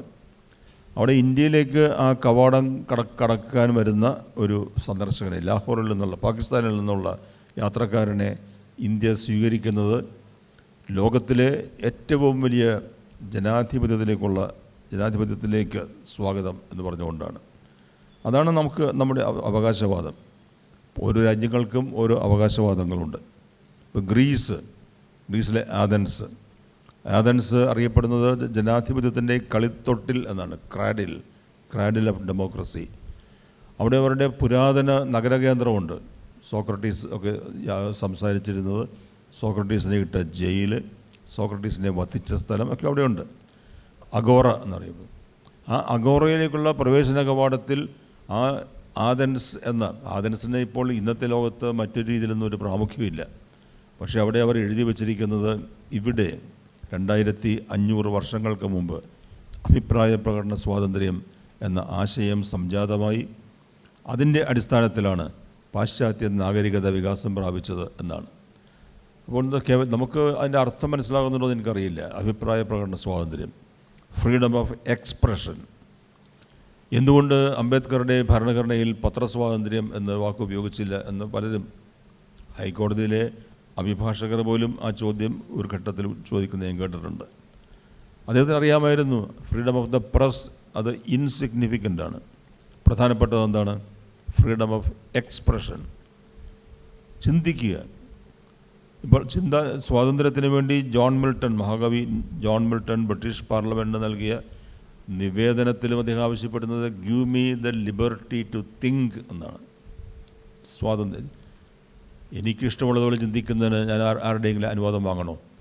ഞാൻ ചിന്തിക്കുന്നത് എന്ന് ആർക്കും അറിയാൻ കഴിയില്ലല്ലോ. പക്ഷെ അതല്ല, ചിന്ത മാത്രമല്ല, ആ ചിന്ത സ്വതന്ത്രമായി പ്രകാശിപ്പിക്കുന്നതിന് അതിലൊക്കെ വലിയ കാര്യങ്ങളുണ്ട്. അങ്ങനെ നമ്മൾ രൂപപ്പെടുത്തിയെടുത്ത ഒന്നാണ് നമ്മുടെ ജനാധിപത്യം എന്ന് പറയുന്നത്. ആ ജനാധിപത്യം ഇന്ന് വെല്ലുവിളി നേരിടുന്നു എന്ന് പറയുമ്പോൾ അത് ഇന്ത്യയിൽ മാത്രമല്ല, ലോകവ്യാപകമായി വെല്ലുവിളിയുണ്ട്. എവിടെയൊക്കെ ഒറ്റപ്പെട്ട മനുഷ്യർ ആക്രമിക്കപ്പെടുന്നുവോ, എവിടെയൊക്കെ ന്യൂനപക്ഷങ്ങൾ നിഗ്രഹിക്കപ്പെടണം എന്ന ചിന്ത ഉയർന്നു വരുന്നുവോ, അവിടെയെല്ലാം ജനാധിപത്യം വലിയ അപകടത്തെ നേരിടുകയാണ്. അതുകൊണ്ട് ജനാധിപത്യം എന്ന് പറഞ്ഞാൽ ഭൂരിപക്ഷത്തിൻ്റെ ഭരണം എന്ന് മാത്രമല്ല അർത്ഥം, ന്യൂനപക്ഷത്തെ ഭൂരിപക്ഷം സംരക്ഷിക്കുന്നതാണ് ജനാധിപത്യം. അല്ലാത്തയിടങ്ങളിലൊന്നും ന്യൂനപക്ഷങ്ങൾക്ക് ആ സംരക്ഷ ലഭിക്കില്ല. അത് അതിനനുസരിച്ച് ചരിത്രത്തിൽ ധാരാളം ഉദാഹരണങ്ങളുമുണ്ട്. നമ്മളിപ്പോൾ അതിലേക്കൊന്നും കടക്കുന്നില്ല. ഇപ്പോൾ നമ്മുടെ രാജ്യത്ത്, ഇന്ത്യയിൽ മഹത്തായ ഒരു ജനാധിപത്യത്തിൻ്റെ പ്രവർത്തന കേന്ദ്രം എന്നൊക്കെ നമ്മൾ അവകാശപ്പെടുന്ന ഈ രാജ്യത്ത് ന്യൂനപക്ഷങ്ങൾക്ക് കിട്ടുന്ന സംരക്ഷണം എത്രമാത്രം, അത് ഉറക്കെ ചോദിക്കേണ്ട ഒരു ഘട്ടത്തിൽ നമ്മൾ എത്തി നിൽക്കുകയാണ്. ഇപ്പോൾ ഛത്തീസ്ഗഡ് മാത്രമല്ല നമ്മുടെ മുന്നിലുള്ളത്. എത്രയോ സംഭവം, എത്രയോ പേരുകൾ, എത്രയോ ഉദാഹരണങ്ങൾ, സ്ഥലങ്ങൾ ഒക്കെ നമുക്ക് ചൂണ്ടിക്കാണിക്കാനുണ്ട്. അവിടെയൊക്കെ ഇത് സംഭവിച്ചുകൊണ്ടിരിക്കുമ്പോൾ, ന്യൂനപക്ഷം ഭീഷണിപ്പെടുത്തപ്പെടുമ്പോൾ, വെറും ഭീഷണിയല്ല, ഉന്മൂലനം എന്ന വാക്ക് തന്നെയാണ് അവർ ഉപയോഗിക്കുന്നത്. ആ ഉന്മൂലനത്തിന് വേണ്ടിയുള്ള ശ്രമം നടക്കുമ്പോൾ അവിടെ ജനാധിപത്യത്തിൽ സംരക്ഷിക്കപ്പെടേണ്ടവരായ ന്യൂനപക്ഷങ്ങൾ ഭീഷണിയിലാണ്. അങ്ങനെ ഒരവസ്ഥയിൽ നമ്മൾ എത്തി നിൽക്കുകയാണ്. അപ്പോൾ അവിടെയാണ് എപ്രകാരം നമുക്ക് നമ്മുടെ ജനാധിപത്യത്തെ നിലനിർത്താൻ കഴിയും എന്ന ചോദ്യമുണ്ടാകുന്നത്. ഇവിടെ ഇപ്പോൾ കാര്യങ്ങളൊക്കെ പണ്ടൊക്കെ ഒന്ന് ഒരു പറയുന്നതിനൊക്കെ ഒരു ചെറിയ മറയുണ്ടായിരുന്നു. ഇപ്പോൾ അതൊക്കെ മാറി വളരെ പരസ്യമായി തന്നെയാണല്ലോ പറയുന്നത്. ഞങ്ങളുടെ ലക്ഷ്യം അത് ഹിന്ദു രാഷ്ട്ര സ്ഥാപനമാണ്. ആർക്കും ഒരു മടിയില്ല പറയുന്നതിന്. കേൾക്കുമ്പോൾ നമുക്കും ഒരു ഞെട്ടലൊന്നും ഉണ്ടാകുന്നില്ല. അതങ്ങനെയാണ് ആയിക്കൊണ്ടിരിക്കുകയാണ്. പക്ഷേ ഹിന്ദു രാഷ്ട്രം സ്ഥാപിച്ചാൽ അതോടെ നമ്മുടെ ജനാധിപത്യം ഇല്ലാതെയാകും. ഇതൊരു മതരാഷ്ട്ര സ്ഥാപനമല്ല 1949 ഭരണഘടനയിലൂടെ നമ്മൾ സാധിച്ചത്. 1948 തൊട്ട് മാസങ്ങളുടെ വ്യത്യാസത്തിൽ ലോകത്ത് മതത്തെ അടിസ്ഥാനമാക്കി 2 രാഷ്ട്രങ്ങൾ രൂപീകൃതമായി. ഒന്ന് പാകിസ്ഥാൻ, 2 ഇസ്രയേൽ. ആ 2 രാജ്യങ്ങളും ഇന്ന് ലോകത്തിനും അയൽക്കാർക്കും എത്ര വലിയ വിപത്തായി മാറിയിരിക്കുന്നു എന്ന് നമുക്കറിയാം. അവിടെ ന്യൂനപക്ഷങ്ങളുടെ അവസ്ഥ എന്ത് എന്ന് നമുക്കറിയാം. അതുകൊണ്ട് അതല്ല നമ്മൾ ഉദ്ദേശിക്കുന്നത്. ജനാധിപത്യം അതിൻ്റെ എല്ലാ മഹിമയിലും അംഗീകരിച്ചിട്ടുള്ള ഈ വൈവിധ്യങ്ങളെ സംരക്ഷിക്കുക, പ്രൊട്ടക്റ്റ് ചെയ്യുക, ന്യൂനപക്ഷങ്ങളെ പ്രൊട്ടക്റ്റ് ചെയ്യുക, നമ്മോട് എതിര് നിൽക്കുന്ന വ്യത്യസ്തതകളെ നമ്മൾ ആശ്ലേഷിക്കുക, എംബ്രേസ് ചെയ്യുക, ഉൾക്കൊള്ളുക. അങ്ങനെയുള്ള ഒരു ജനാധിപത്യ സംവിധാനത്തിലേക്ക് നമ്മുടെ രാഷ്ട്രത്തെ എപ്രകാരം നമുക്ക് എത്തിക്കാൻ കഴിയും. ഭാഗ്യവശാൽ ഇന്ത്യയിൽ ഇപ്പോഴും ഒരു പ്രതീക്ഷ നമുക്കുള്ളത് ഈ ഹിന്ദുത്വർ എന്നൊരു വിഭാഗമുണ്ടല്ലോ, അവരല്ലല്ലോ ഭൂരിപക്ഷം. അവർക്ക് ഭൂരിപക്ഷം ഉണ്ടായിരുന്നുവെങ്കിൽ കഴിഞ്ഞത്തെ തെരഞ്ഞെടുപ്പിൽ 10 വർഷത്തെ നരേന്ദ്രമോദിയുടെ ഭരണത്തിന് ശേഷം ഒരു മന്ത്രിസഭ രൂപീകരിക്കുന്നതിനുള്ള ഭൂരിപക്ഷമെങ്കിലും ഈ ഇന്ത്യയിലെ ഈ ജനങ്ങൾ, മെജോറിറ്റി ഹിന്ദുക്കളായിരിക്കുന്ന ഇന്ത്യയിലെ വോട്ടർമാർ നൽകുമായിരുന്നു. അത് നൽകിയില്ലല്ലോ. അപ്പോൾ അതിൻ്റെ അർത്ഥം ജനങ്ങൾ അവർ ജനാധിപത്യ ബോധമുള്ളവരാണ്. നമ്മൾ അംബേദ്കറുടെ ഭാഷയിൽ പറയുന്ന നമ്മൾ ഭാരതീയർ, അവർക്കൊരു ജനാധിപത്യ ബോധമുണ്ട്. ജനാധിപത്യത്തിൻ്റെ ഉത്തമമായ തത്വങ്ങളെക്കുറിച്ച് അവർക്ക് ബോധ്യമുണ്ട്. അതുകൊണ്ടാണ് ഇതെല്ലാം ചെയ്തിട്ടും ഇലക്ഷൻ കമ്മീഷനെക്കുറിച്ച് ഉന്നയിക്കപ്പെട്ട ആരോപണങ്ങൾ ശരിയാണെങ്കിൽ ജനാധിപത്യത്തിൻ്റെ പാർലമെൻ്ററി ചരിത്രത്തിൽ ഉണ്ടായിട്ടില്ലാത്ത അത്ര വലിയ ഒരു അട്ടിമറി നടത്തിയതിന് ശേഷവും അവർക്ക് മന്ത്രിസഭ ഉണ്ടാക്കുന്നതിനുള്ള കേവല ഭൂരിപക്ഷം 272 എന്ന സംഖ്യയിലേക്ക് എത്താൻ കഴിഞ്ഞില്ല എന്നുള്ളത് നമ്മളിപ്പോഴും ഒരു ജനാധിപത്യ രാജ്യം തന്നെയാണ് എന്നതിന് തെളിവ് കൂടിയാണ്. Thank you. മാഷ് സംസാരിക്കും. ഇവിടെ സൂചിപ്പിക്കപ്പെട്ടതുപോലെ ഇപ്പോഴത്തെ ഒരു വലിയ പ്രശ്നമെന്ന് പറയുന്നത് ജനാധിപത്യം വെറും ഭൂരിപക്ഷവാദമായി അപജയം സംഭവിച്ചിരിക്കുകയാണ്. മെജോറിറ്റിസം അല്ല ജനാധിപത്യം. ആ വാദമാണ് ഏറ്റവും വലിയ ഒരു പ്രശ്നമായി ഇന്ന് നിൽക്കുന്നത്. അങ്ങനെ വരുമ്പോൾ ഈ ജനാധിപത്യം പല തരത്തിൽ വരുന്നു. ജനാധിപത്യത്തിൽ ഇപ്പോൾ വന്നിരിക്കുന്നൊരു പ്രത്യേകത, മതന്യൂനപക്ഷങ്ങൾ, ഇസ്ലാം, ക്രിസ്ത്യൻ, സിഖ്, പാർസി തുടങ്ങിയ വിഭാഗങ്ങൾക്ക് ഭാഷാപരമായ ന്യൂനപക്ഷങ്ങൾ, വർണ്ണപരമായ ന്യൂനപക്ഷങ്ങൾ, സ്ത്രീകൾ, ദളിതർ, ഇതെല്ലാം ഈ വിഷയത്തിൻ്റെ ഒരു വലിയ സ്പെക്ട്രത്തിൽ വർണ്ണരാജിയിൽപ്പെടും എന്ന അഭിപ്രായക്കാരനാണ് ഞാൻ. ഇതെല്ലാം അപരന്മാരായി മാറിപ്പോകുന്നൊരവസ്ഥ, അപരത്വം എന്നുള്ളത്. അപ്പോൾ മതേതരത്വം എന്ന ആശയത്തിന് അർത്ഥലോപം വരുന്നു. ഇവിടെ ഐഡിയ ഓഫ് ഇന്ത്യ എന്ന പുസ്തകത്തെ പറ്റി പറഞ്ഞു. മറ്റൊരു ശ്രദ്ധേയമായ പഠനമുണ്ട്, ഹൗ ഡെമോക്രസി ഡൈ. അതിലിതൊക്കെ ചൂണ്ടിക്കാണിക്കുന്നുണ്ട്. ഹേറ്റഡ് ഓഫ് ഡെമോക്രസി വേറൊരു പുസ്തകം. ഇതെല്ലാം വളരെ ചിന്തിച്ച് പൊതുവിൽ ഇന്ത്യയിലെയും പാലസ്തീൻ്റെ പ്രശ്നം പറഞ്ഞു. ഇന്ത്യയിലെയും ലോകത്തിൻ്റെയും പ്രശ്നങ്ങളെ ജനാധിപത്യം നേരിടുന്ന വെല്ലുവിളികളെക്കുറിച്ചുള്ളതാണ്. അത് ഒരു നിലയിൽ മാത്രമല്ല. സച്ചിദാനന്ദൻ്റെ ചില മനോഹരമായ ലേഖനങ്ങൾ ഞങ്ങൾ ഓർക്കുന്നു. ഇടപെടലുകൾ എന്നതിൽ അപരനായ മുസ്ലിം എന്നൊരു ലേഖനത്തിൽ അതിനൊരു വലിയ ഡയമെൻഷനോട് കൂടി സച്ചിദാനന്ദൻ പറഞ്ഞത് ഇവിടെ ശ്രദ്ധേയമാണ്. ജീകുമാരപ്പിള്ള അദ്ദേഹത്തിൻ്റെ ഇന്നലെ ഇന്ന് നാളെ എന്നുള്ളൊരു ജനാധിപത്യത്തെ പറ്റിയൊക്കെയുള്ള സെക്കുലറിസത്തെ പറ്റിയൊക്കെ പറയുമ്പോഴുള്ള പഠനത്തിൽ അദ്ദേഹം ഞാനിത് ഈ പുസ്തകങ്ങളുടെ പേര് പറയുന്നത് ചില ആശയങ്ങൾ സമയത്തിൻ്റെ പരിമിതിയിൽ നിന്നുകൊണ്ട് ആശയത്തിൻ്റെ ചക്രവാളങ്ങളിലേക്കുള്ള ശ്രദ്ധ ക്ഷണിക്കാൻ വേണ്ടിയാണ്. ഇപ്പോൾ ഡെമോക്രസിയെ പറ്റിയുള്ള സങ്കല്പങ്ങൾക്ക് തന്നെ മാറ്റം വന്നിരിക്കുന്നു. 18-ാം നൂറ്റാണ്ടിലാണ് ഫ്രഞ്ച് വിപ്ലവം, ഏജ് ഓഫ് റീസൺ എന്ന് പറഞ്ഞ സമത്വം, സ്വാതന്ത്ര്യം, സാഹോദര്യം എന്ന് പറയുന്നത്. വോൾട്ടയർ 1741 തൻ്റെ ജനാധിപത്യപരമായ സ്വാതന്ത്ര്യപരമായ ആശയങ്ങളെപ്പറ്റി പറഞ്ഞത്. കുറച്ചുകൂടി കഴിഞ്ഞപ്പോൾ അത് മാറി. TS എലിയറ്റിലേക്കൊക്കെ എത്തുമ്പോൾ ജനാധിപത്യത്തിൻ്റെ ആശയങ്ങൾക്ക് വ്യത്യാസം വന്നു. 18-ാം നൂറ്റാണ്ടിൽ ജനാധിപത്യത്തിന് രാഷ്ട്രീയത്തിലായിരുന്നു ഊനം. 19-ാം നൂറ്റാണ്ടിലെത്തുമ്പോൾ രാഷ്ട്രീയം മാത്രമല്ല, സാമൂഹ്യവും സാമ്പത്തികവുമായ ഉള്ളടക്കവും അതിനോട് ചേർക്കപ്പെടണമെന്ന് വന്നു. ഇന്ന് ഈ 20-21-ാം നൂറ്റാണ്ടിൽ യുക്തി, സഹിഷ്ണുത, സമന്വയം, നീതി തുടങ്ങിയ ഐഡിയ ഓഫ് ജസ്റ്റിസ് എന്ന അമർത്യ പുസ്തകം വായിച്ചാൽ മനസ്സിലാവും. ഇതൊക്കെ ജനാധിപത്യത്തിൻ്റെ ഭാഗങ്ങളാണ് എന്ന ഒരു വലിയ തലങ്ങളിലേക്ക് ജനാധിപത്യം വന്നിരിക്കുന്നു എന്നുള്ളതാണ് ഏറ്റവും ശ്രദ്ധേയമായ കാര്യം. പാൽക്കിവാലയുടെ പുസ്തകം, അശോക് മെഹ്തയുടെ ഡെമോക്രറ്റിക് സോഷ്യലിസം എന്ന പുസ്തകം, ലോഹിയുടെ വീൽ ഓഫ് ഹിസ്റ്ററി എന്ന പുസ്തകം, ഇതിനെപ്പറ്റി ചിന്തിച്ച ചില ആൾക്കാരിൽ ഞാൻ ശ്രദ്ധയപ്പെടുത്തുകയാണ്. അപ്പോൾ ഈ ജനാധിപത്യത്തെ പറ്റിയുള്ള സങ്കല്പങ്ങൾക്ക് മാറ്റം വരുന്നു. ഇന്നിപ്പോൾ ഏറ്റവും വലിയ പ്രശ്നം വന്നിരിക്കുന്നത് മതേതരത്വം എന്ന ആശയത്തിന് വന്ന അർത്ഥലോപമാണ്. അത് വലിയൊരു പ്രശ്നമുണ്ടാക്കുന്നു. അപ്പോൾ അപരന്മാരുണ്ടാക്കുന്നു. അത് എഡ്വേർഡ് സയ്യിദിൻ്റെ ഓറിയൻ്റലിസം എന്ന ഗ്രന്ഥത്തോടു കൂടി തന്നെ അതിൻ്റെ തുടക്കം ഉണ്ടായി എന്ന അഭിപ്രായക്കാരനാണ് ഞാൻ. പിന്നെ ഈ അപരനെ സൃഷ്ടിക്കുന്നത് അപ്പോൾ എന്തായി മാറി? എല്ലാ ഉദാത്തമായ സങ്കല്പങ്ങളും മാറി.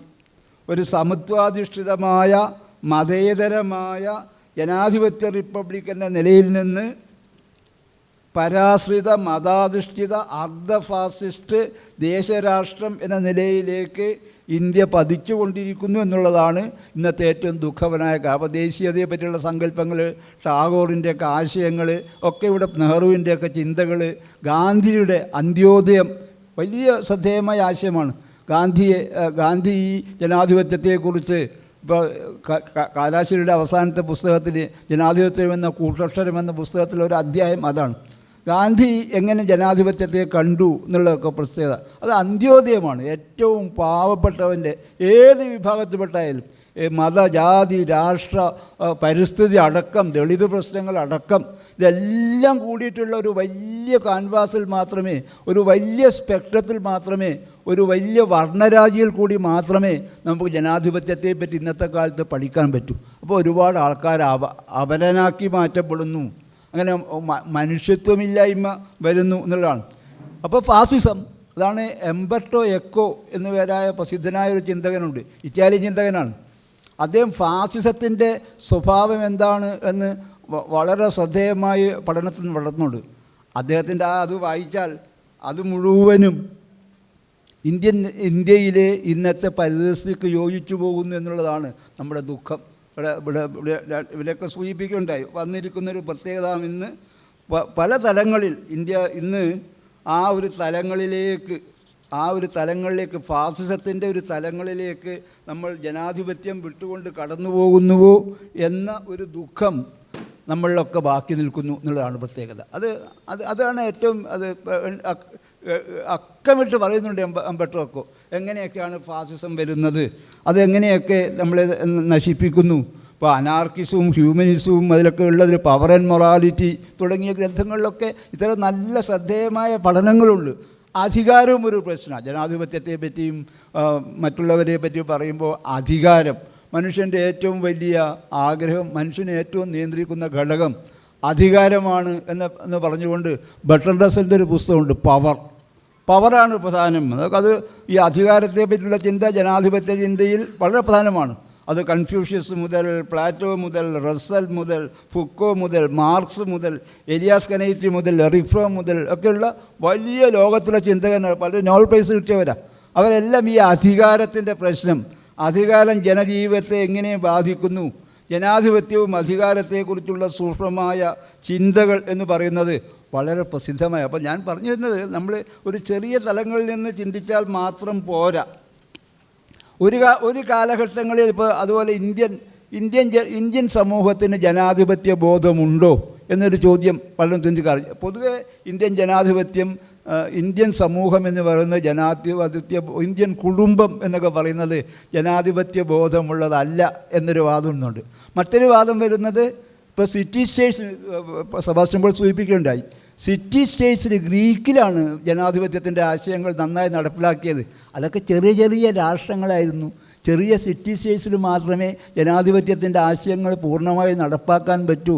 ഇന്ത്യയെപ്പോലുള്ളൊരു വലിയ രാജ്യത്ത് ഇത്രയും ആശയങ്ങൾ നടപ്പിലാക്കുക എന്നുള്ളത് വളരെ അത്ര എളുപ്പമുള്ളൊരു കാര്യമല്ല എന്നുള്ള ഒരു വിദണ്ഡതാവാദം അല്ലെങ്കിൽ ഒരു വാദം കൂടി വരുന്നുണ്ടെന്നുള്ളതാണ് പ്രത്യേകത.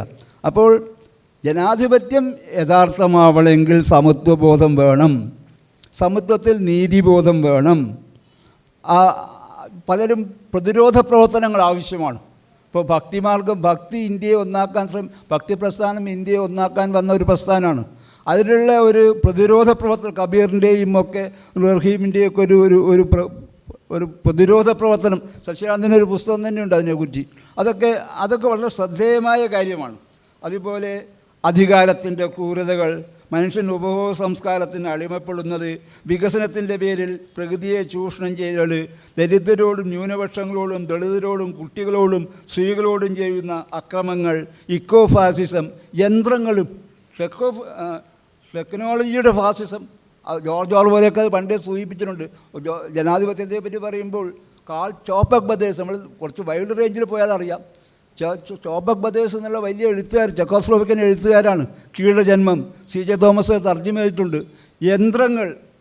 യന്ത്രങ്ങളുടെ ടിറണി, ജനാധിപത്യത്തിന് മറ്റേത് മാത്രമല്ല, യന്ത്രങ്ങൾ പോലും ഭാവിയിൽ ഒരു ടിറണിയാണ് എന്ന് സ്ഥാപിക്കുന്ന ചില വാദങ്ങളുണ്ട്. അതൊക്കെ അർത്ഥവത്തായ കാര്യമാണ്. നിങ്ങൾക്ക് താല്പര്യമുണ്ടെങ്കിൽ ഇതിനെപ്പറ്റി മലയാളത്തിൽ ഏറ്റവും അധികം നന്നായി ചിന്തിച്ച ചിന്തകൻ ആനന്ദാണ്. ആനന്ദിൻ്റെ മരുഭൂമികൾ ഉണ്ടാവുന്നത്, ജൈവ മനുഷ്യൻ തുടങ്ങിയ ഗ്രന്ഥങ്ങൾ വായിച്ചാൽ മനസ്സിലാവും. ഒരു കലർപ്പില്ലാത്ത മനുഷ്യസ്നേഹത്തിൻ്റെ തിരുവെഴുത്തുകളെന്ന് വിശേഷിപ്പിക്കാവുന്ന രീതിയിൽ വളരെ സൂക്ഷ്മമായി ജനാധിപത്യത്തെപ്പറ്റിയും സമത്വബോധത്തെപ്പറ്റിയും സെക്യുലറിസത്തെക്കുറിച്ചും നീതിബോധത്തെക്കുറിച്ചും സ്ത്രീകളോടും കുട്ടികളോടൊക്കെ കാണിക്കേണ്ട നീതിയെക്കുറിച്ചും ഏറ്റവും ന്യൂനപക്ഷമായ വിഭാഗത്തോട് കാണിക്കേണ്ട ഇതിനെക്കുറിച്ചും പാൽക്കിവാല പറയുന്നുണ്ട്. പാർസീസ് എന്നൊരു പുസ്തകത്തിൽ പാർസികളെ പറ്റി പറയുമ്പോഴൊക്കെ തന്നെ അതെങ്ങനെ വേണം. മറ്റൊരു പ്രത്യേകത എന്ന് പറയുന്നത്, ഞാൻ അതുകൂടി പറയാം, ഇന്ത്യൻ സംസ്കാരം ഇങ്ങനെ ആയിരുന്നോ എന്നൊരു ചോദ്യമുണ്ട്. അല്ല എന്ന് ഉത്തരം പറയുന്നവരുണ്ട്. ഒരു ഉദാഹരണം പറയാം. The wonder that was India, നമ്മുടെ സാഹിത്യ അക്കാദമി സെക്രട്ടറി മലയാളത്തെ പരിഭാഷപ്പെടുത്തിയിട്ടുണ്ട്. ഇന്ത്യയെക്കുറിച്ചുള്ള ഏറ്റവും ശ്രദ്ധേയമായൊരു പുസ്തകമാണ് the wonder that was India. India എന്ന മഹാത്ഭുതം. ഇന്ത്യ എന്ന മഹാത്ഭുതത്തിന് അതിൻ്റെ കർത്താവ് നമ്മുടെ ഡൽഹി യൂണിവേഴ്സിറ്റിയിലെ ഹിസ്റ്ററി പ്രൊഫസറായിരുന്ന റോമുള താപ്പറുടെ ഗൈഡായിരുന്നു ഈ ഇദ്ദേഹം. ഈ the wonder that was India എന്ന ഗ്രന്ഥത്തിൻ്റെ ബഷാം ഏൽ ബഷം അദ്ദേഹം പറയുന്നത് ഇന്ത്യ വ്യത്യസ്തമാണെന്നാണ്. എന്താ? ചുരുങ്ങിയത് 13 സംസ്കാരങ്ങളെങ്കിലും സമന്വയിച്ചൊരു നാട് എന്ന്. ഇന്ത്യയുടെ പ്രത്യേകത ഉൾക്കൊള്ളലാണ്. പഴയ കാലത്തെ അവർ പറയാണ് ഇത് ഇന്ത്യൻ സംസ്കാരം എന്ന് പറയുന്നത് ഉൾക്കൊള്ളുന്നതാണ്. ചുരുങ്ങിയത് 13 സംസ്കാരങ്ങളെയെങ്കിലും സമന്വയിപ്പിച്ച സുമാറാടിക്കോടത് ഉദ്ധരിക്കുന്നുണ്ട് പല ഘട്ടങ്ങളിലും. ഒരു നാട് എന്ന് പറയുന്ന രീതിയിൽ ഒരു സമന്വയത്തിൻ്റെ സംസ്കാരം. ഇപ്പോൾ പണ്ഡിറ്റ് വല്ലഭായ് പട്ടേലിനെ പറ്റിയുള്ള മെമ്മോറിയൽ സ്പീച്ചിൽ രംഗനാഥ സ്വാമി നല്ല പുസ്തകം, ഇന്ത്യൻ കൾച്ചറൽ ട്രഡീഷനും സ്വാതന്ത്ര്യത്തെപ്പറ്റിയും ജനാധിപത്യത്തെയും പറയുന്നത് നല്ല പുസ്തകം ഗവൺമെൻറ് ഓഫ് ഇന്ത്യ പബ്ലിഷ് ചെയ്തിട്ടുണ്ട്. അതിലൊക്കെ പറയുമ്പോൾ നമുക്കൊരു ബുദ്ധൻ്റെ കാലം മുതൽ ഒക്കെ തുടങ്ങിയാൽ ഞാൻ പറഞ്ഞു വരുന്നത് പഴയ കാലത്ത് ഒരു സമന്വയത്തിൻ്റെ ഉൾക്കൊള്ളുന്നതിൻ്റെ മനോഭാവം ഉണ്ടായിരുന്നു. ഇപ്പോൾ സുകുമാരടിക്കുന്ന വായിക്കേണ്ട ഒരു പുസ്തകമാണ് ഭാരതീയത, ഒരു നല്ല പുസ്തകം, ഒതുക്കുള്ള പുസ്തകമാണ് സുകുമാരടിക്കോടിൻ്റെ. അത് ഈ ബാബരി മസ്ജിദ് പൊളിക്കപ്പെട്ട ആ ഘട്ടങ്ങളിൽ അദ്ദേഹം ചെയ്ത തൃശ്ശൂർ പബ്ലിക് ലൈബ്രറിയിൽ ചെയ്ത് പ്രഭാഷണം പിന്നെ പുസ്തകമായി എഴുതിയ നല്ല പുസ്തകമാണ് ഭാരതീയത. അതിൽ അദ്ദേഹം ഒരുപാട് എക്സാമ്പിൾസ് പറയുന്നുണ്ട്. അദ്ദേഹം പറയുന്നു ഇന്ത്യ ചരിത്രത്തിൽ 6 വലിയ ചക്രവർത്തിമാർ, 1 ജൈനൻ, 3 ബൗദ്ധർ, 2 ഹിന്ദു, 1 മുസ്ലിം. ഹിന്ദുക്കൾ വിക്രമാദിത്യനും കൃഷ്ണദേവരായരും, ജൈനൻ മൗര്യ സാമ്രാജ്യത്തിൻ്റെ സ്ഥാപകനായ ചന്ദ്രഗുപ്ത മൗര്യൻ, ബൗദ്ധ ചക്രവർത്തിമാർ അശോകനും കനിഷ്കനും, മുസ്ലിം അക്ബർ. അങ്ങനെ ഒരു ഒരു ഒരു ഒരു രണ്ടും ഹിന്ദു രാജാക്കന്മാർ 2 പേര് മാത്രം എന്ന് അഴീക്കോട് സ്ട്രെസ് ചെയ്ത് പറയുന്നുണ്ട്. അപ്പോൾ അങ്ങനെ ഒരു സമന്വയത്തിൻ്റെ ഉൾക്കൊള്ളിൻ്റെ ബുദ്ധൻ്റെ സിദ്ധാന്തങ്ങളെ പറ്റിയൊക്കെ ധാരാളം അതിൽ ഉദ്ധരിക്കപ്പെടുന്നുണ്ട്. അപ്പോൾ ഒരു സമന്വയത്തിൻ്റെ ഉൾക്കൊള്ളുന്നതിൻ്റെ ഒരു മനോഭാവം ഇന്ത്യക്കുണ്ടായിരുന്നു. അതിൽ നിന്ന് മാറിയിട്ട് ഇപ്പോൾ ഞാൻ നേരത്തെ പറഞ്ഞ എംബർട്ടൊക്കെ സൂചിപ്പിക്കുന്ന തരത്തിലുള്ള ഒരു ഫാസിസത്തിൻ്റെ, സെബാസ്റ്റ്യൻ പോൾ പറഞ്ഞു വർഗീയത എന്ന് വലിയ പ്രശ്നമാണ്, ആധുനിക ചിന്തയുടെ തിരസ്കാരം ഇന്നുണ്ട്, അന്ധമായ പാരമ്പര്യ ആരാധന, സയൻറ്റിഫിക് ടെമ്പർ ഇല്ലാതായി മാറി, കപടങ്ങളായ പ്രചരണങ്ങൾ, ബുദ്ധിയോടുള്ള വിരോധം, അസഹിഷ്ണുത. അതാണ് എം ഫോസ്റ്ററിൻ്റെ പ്രസിദ്ധമായ ഒരു ലേഖനമുണ്ട് ടോളറൻസ്. ജനാധിപത്യത്തിൽ വേണ്ട ഒരു പ്രധാന ഗുണം എന്താ? ടോളറൻസാണ്, സഹിഷ്ണുതയാണ്. ഈ സഹിഷ്ണുത നമുക്ക് ഇല്ലാതായി മാറുന്നു. അസഹിഷ്ണുത, പിന്നെ അവരെന്നെ സൃഷ്ടിച്ച് അവരെ എല്ലാ പ്രശ്നങ്ങൾക്കും ഉത്തരവാദികളെന്ന് പറയരുത്. നമ്മൾ ഇന്ന് ഇന്ത്യയിൽ അത് കണ്ടുവരുന്നുണ്ട്. ദുർബലിനോടുള്ള പുച്ഛം, എല്ലാറ്റിനെയും കറുപ്പും വെളുപ്പുമാക്കി കാണൽ, മാധ്യമങ്ങളുടെ നിയന്ത്രണം, ഇതൊക്കെ എംബർട്ടോയ്ക്കോ പറയുന്ന തത്വങ്ങളാണ്. എന്തൊക്കെയാണ് ഫാസിസം എന്ന്? ഇതെല്ലാം അതിൻ്റെ സൂക്ഷ്മമായ തലത്തിൽ കാണണമെങ്കിൽ നമുക്ക് ഇന്ത്യയിൽ ഇന്നത്തെ സമകാലിക രാഷ്ട്രീയം, സമകാലിക ഇന്ത്യയെ നോക്കിയാൽ മതിയാവും. അപ്പോൾ നമ്മുടെ രാജ്യം ഞാൻ പറഞ്ഞ പുളുന്നിലിട്ട ഡെമോക്രസി എന്ന് പറയാവുന്ന രീതിയിൽ ഒരു ദുരന്തത്തിലേക്ക് ഒരു രാജ്യം പോകുന്നു എന്ന സത്യോന്മുഖമായ കണ്ണീരൊഴുക്കേണ്ട ഒരു ഘട്ടത്തിലാണ് നമ്മളിപ്പോഴൊക്കെ തന്നെ. അതിൽ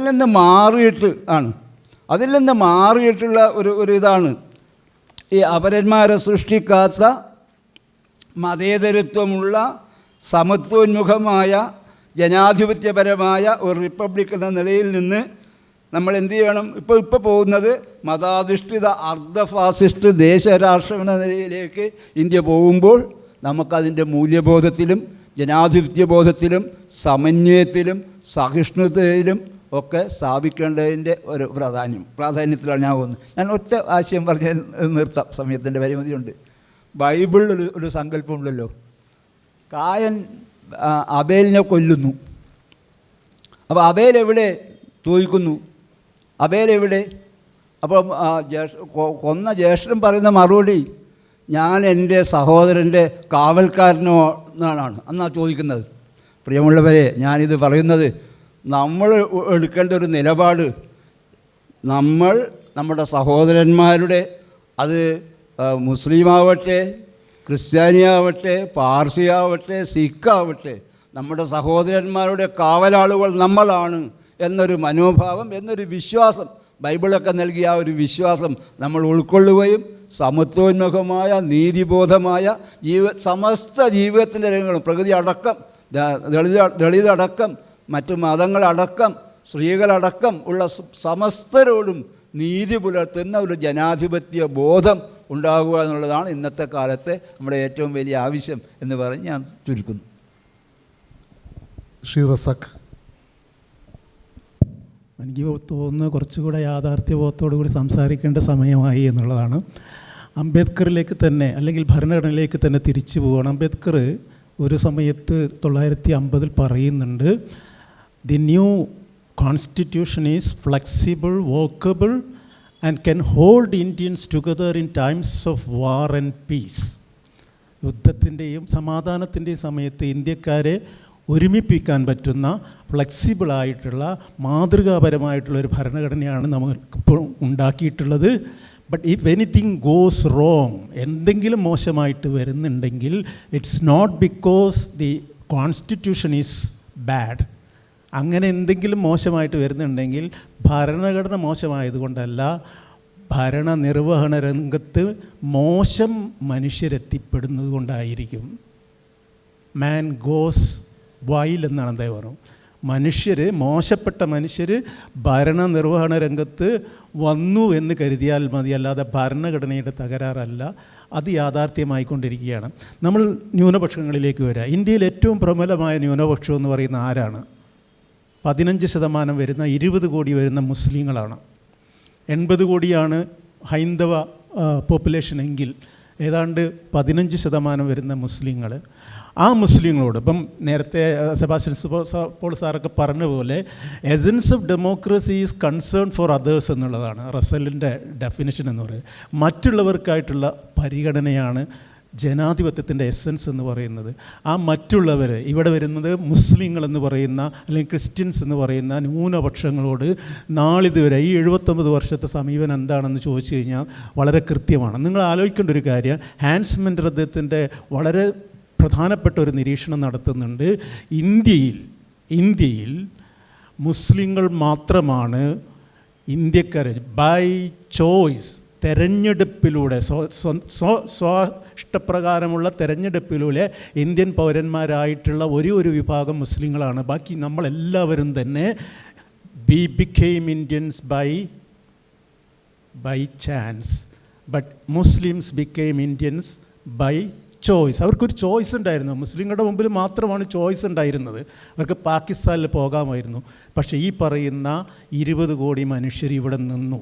അതുകൊണ്ടാണ് നെഹ്റു പ്രത്യേകം പറയുന്നുണ്ട്, ഓഗസ്റ്റിൽ തന്നെ പറയുന്നുണ്ട്, ഈ ഭൂരിപക്ഷം വരുന്ന മുസ്ലിങ്ങളെ സംബന്ധിച്ചോളം പുറത്തു പോകുക എന്ന് പറയുന്നത് അസാധ്യമാണ്. അപ്പം ഈ ജനാധിപത്യപരമായ അവരുടെ അവകാശങ്ങളെ സംരക്ഷിച്ചു നിർത്തേണ്ടത് ഈ രാഷ്ട്രത്തിലെ ഓരോ പൗരൻ്റെയും ബാധ്യതയാണ് എന്നാണ് പറയുന്നത്. പക്ഷേ ഇന്ന് നിങ്ങൾ തിരിഞ്ഞു നോക്കുമ്പോൾ 79 വർഷം കഴിഞ്ഞ് തിരിഞ്ഞു നോക്കുമ്പോൾ അവരെവിടെ നിൽക്കുന്നു എന്നുള്ളത് വളരെ പ്രധാനപ്പെട്ട ഒരു വിഷയമാണ്. നിങ്ങൾ അവരുടെ പൊളിറ്റിക്കൽ റെപ്രസെൻറ്റേഷൻ നോക്കുക. Political representation of Muslim, the biggest minority എവിടെ നിൽക്കുന്നു എന്നുള്ള 24 പേരാണ് ഇന്ന് ഇന്ത്യൻ പാർലമെൻറ്റിൽ മുസ്ലിം MP-മാരുള്ളത്. കഴിഞ്ഞ 2 തവണ, അതായത് 2019 മുതൽ ഈ വർഷം അല്ലെങ്കിൽ 2 തെരഞ്ഞെടുപ്പിലും ഈ രാജ്യം ഭരിക്കുന്ന രാഷ്ട്രീയ പാർട്ടിക്ക് ഒരു പ്രതിനിധി പോലുമില്ല മുസ്ലിങ്ങളിൽ നിന്ന്. ഒരു സ്ഥാനാർത്ഥിയെ പോലും കണ്ടസ്റ്റ് ചെയ്തിട്ടുണ്ടെങ്കിൽ തന്നെ നമ്മുടെ കേരളത്തിൽ സലാമാണെന്ന് തോന്നുന്നു, ഒരേ ഒരു സ്ഥാനാർത്ഥി. മറ്റുള്ള പാർട്ടികൾ വ്യത്യസ്തമാണോ? അല്ല എന്നുള്ളതാണ് ഏറ്റവും ഭീകരമായിട്ടുള്ളൊരു യാഥാർത്ഥ്യം. കഴിഞ്ഞ 50 വർഷം കൊണ്ട് 1980-ലാണെന്ന് തോന്നുന്നു 49 MP-മാരുണ്ടായിരുന്നു, മുസ്ലിം MP-മാരുണ്ടായിരുന്നു. അതാണ് ഇങ്ങനെ കുറഞ്ഞ് 2014 ശേഷമാണ് ഇന്ത്യൻ പാർലമെൻറ്റിൽ ഭരണകക്ഷിയിലും അതുപോലെ തന്നെ മറ്റ് സെക്കുലർ പാർട്ടികളിലും മുസ്ലിം പ്രാതിനിധ്യം ഈ രീതിയിൽ കുറഞ്ഞ് ഏറ്റവും ലോവസ്റ്റായിട്ടുള്ള 24 എത്തി നിൽക്കുന്നത്. ഒരു ക്യാബിനറ്റ് മിനിസ്റ്റർ ഇല്ല, ഒരു ഗവർണറില്ല. അപ്പോൾ ഈ രീതിയിൽ പൂർണ്ണമായിട്ട് ഇനി വേറൊരു കാര്യം നിങ്ങൾ ശ്രദ്ധിച്ചു നോക്കുക. ഡാനിഷ് അലി എന്ന് പറയുന്ന, കഴിഞ്ഞ ലോക്സഭയിൽ ഡാനിഷ് അലി എന്ന് പറയുന്ന ഒരു BSP മുസ്ലിം മെമ്പർ ഉണ്ടായിരുന്നു. അദ്ദേഹത്തെ കട്ടുവ, ബച്ചുവ എന്ന് പരസ്യമായിട്ട് ഒരു റുപാലി എന്ന് പറയുന്ന ഒരു MP പാർലമെൻറ്റിൽ നിന്നാണ് അവഹേളിക്കുന്നത്. അന്ന് അതിനകത്ത് സ്പീക്കർ ഇടപെടുന്ന പോലും ഇല്ല എന്നുള്ളതാണ്. കട്ടുവ എന്ന് പറഞ്ഞാൽ നിങ്ങൾക്ക് ഹിന്ദി അറിയാമെങ്കിൽ പറഞ്ഞു തരാം, എനിക്ക് മലയാളം പറയാൻ അറിയില്ല. സുന്നത്ത് കഴിച്ചവൻ എന്നുള്ളതാണ്. അതേപോലെ തന്നെ ബച്ചുവ എന്ന് പറഞ്ഞു കഴിഞ്ഞാൽ പിമ്പെന്നാണ്.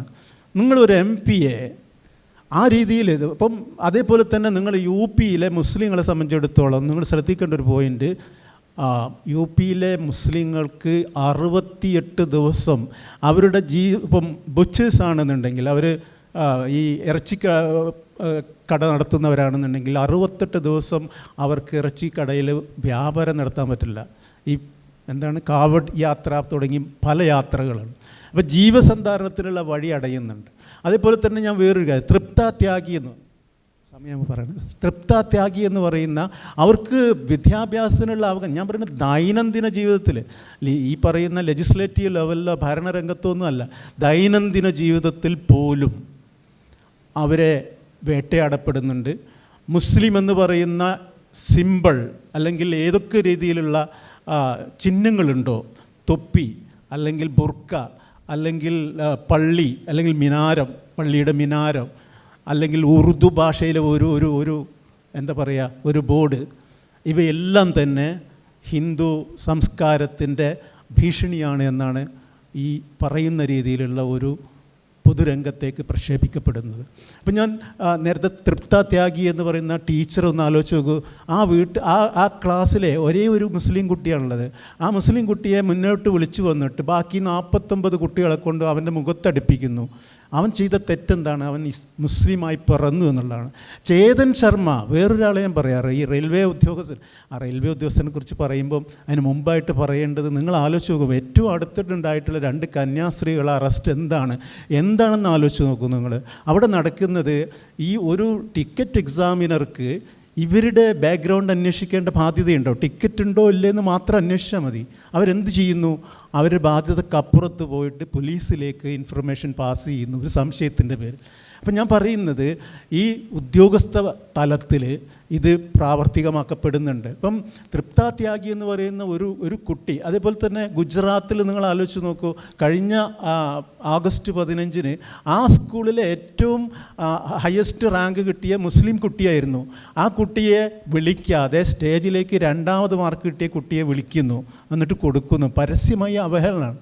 ഞാൻ പറയുന്നത് വിദ്യാഭ്യാസത്തിനുള്ള അവകാശങ്ങൾ, ജീവസന്ധാരണത്തിനുള്ള അവകാശങ്ങൾ,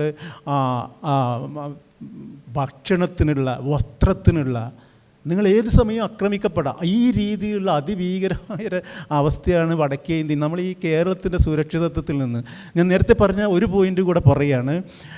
കഴിഞ്ഞ ഇലക്ഷനിൽ നിങ്ങൾ ഈ പ്രധാനപ്പെട്ട രാഷ്ട്രീയ ബി ജെ പിയുടെ ഒരു ഹിമന്ത് വിശ്വാസ് എന്ന് പറയുന്ന ആസാമിലെ മുഖ്യമന്ത്രി പറയുന്നത് ഞങ്ങൾക്ക് മുസ്ലിം വോട്ട് വേണ്ടേ എന്ന് പരസ്യമായി പ്രഖ്യാപിക്കുകയാണ്. ഡെപ്യൂട്ടി ചീഫ് മിനിസ്റ്റർ പഴയ ബി ജെ പിയുടെ കർണാടകയെ പരസ്യമായി പറയുന്നു ഞങ്ങൾക്ക് മുസ്ലിം വോട്ട് വേണ്ട എന്ന്. പക്ഷേ ഇവിടുത്തെ സെക്കുലർ രാഷ്ട്രീയ പാർട്ടികളുടെ അവസ്ഥ ഒന്ന് ആലോചിച്ച് നോക്കൂ നിങ്ങൾ.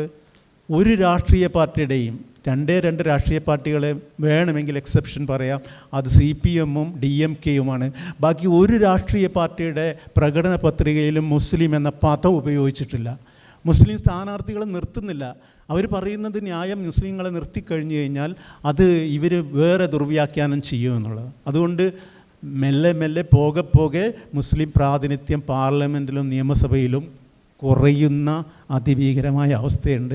അപ്പം ഞാൻ പറയുന്നത് ദൈനംദിന ജീവിതത്തിൽ ഇത്തരത്തിൽ വ്യാപകമായി ഈ വെറുപ്പിൻ്റെ പ്രത്യയശാസ്ത്രം പടർന്നു കഴിഞ്ഞിട്ടുണ്ട്. പരകാല പ്രഭാകർ എന്ന് പറയുന്നത് നമ്മുടെ ഫൈനാൻസ് മിനിസ്റ്ററുടെ ജീവിത പങ്കാളി കൂടിയാണ്. അവരുടെ the crooked timber of new India എന്ന് പറയുന്ന പുസ്തകത്തിലെ ഒരു പരാമർശം മാത്രം പറഞ്ഞുകൊണ്ട് ഞാൻ തൽക്കാലം അവസാനിപ്പിക്കുക. അദ്ദേഹം സെഫോളജിസ്റ്റാണ്. ഗുജറാത്തിൽ 4ാമത്തെ തവണ മുഖ്യമന്ത്രിയായിട്ട് മത്സരിക്കുകയാണ് നമ്മുടെ ഇന്നത്തെ പ്രധാനമന്ത്രി.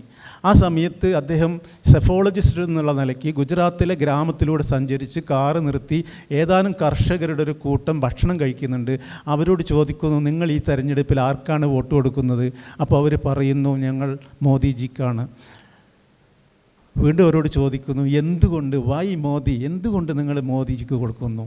അപ്പോൾ അവർ മിണ്ടുന്നില്ല. എന്നിട്ട് വീണ്ടും പറയുകയാണ്, നിങ്ങൾക്ക് ഇവിടെ നല്ല ഒരു റോഡില്ല, കുടിക്കാൻ വെള്ളമില്ല, ഭക്ഷണമില്ല, റേഷൻ ഷോപ്പില്ല, എന്നിട്ടും 4ാമത് നിങ്ങൾ എന്തിന് മോദിക്ക് വോട്ട് കൊടുക്കണമെന്ന് ചോദിച്ചപ്പോൾ അവർ വീണ്ടും മിണ്ടുന്നില്ല. അവസാനം നിർബന്ധിച്ചപ്പോൾ വയസ്സായിട്ടുള്ള ഒരു ഗുജറാത്തി കർഷകൻ പറയുകയാണ്, वो उन लोगों को सबक सिखा दिया.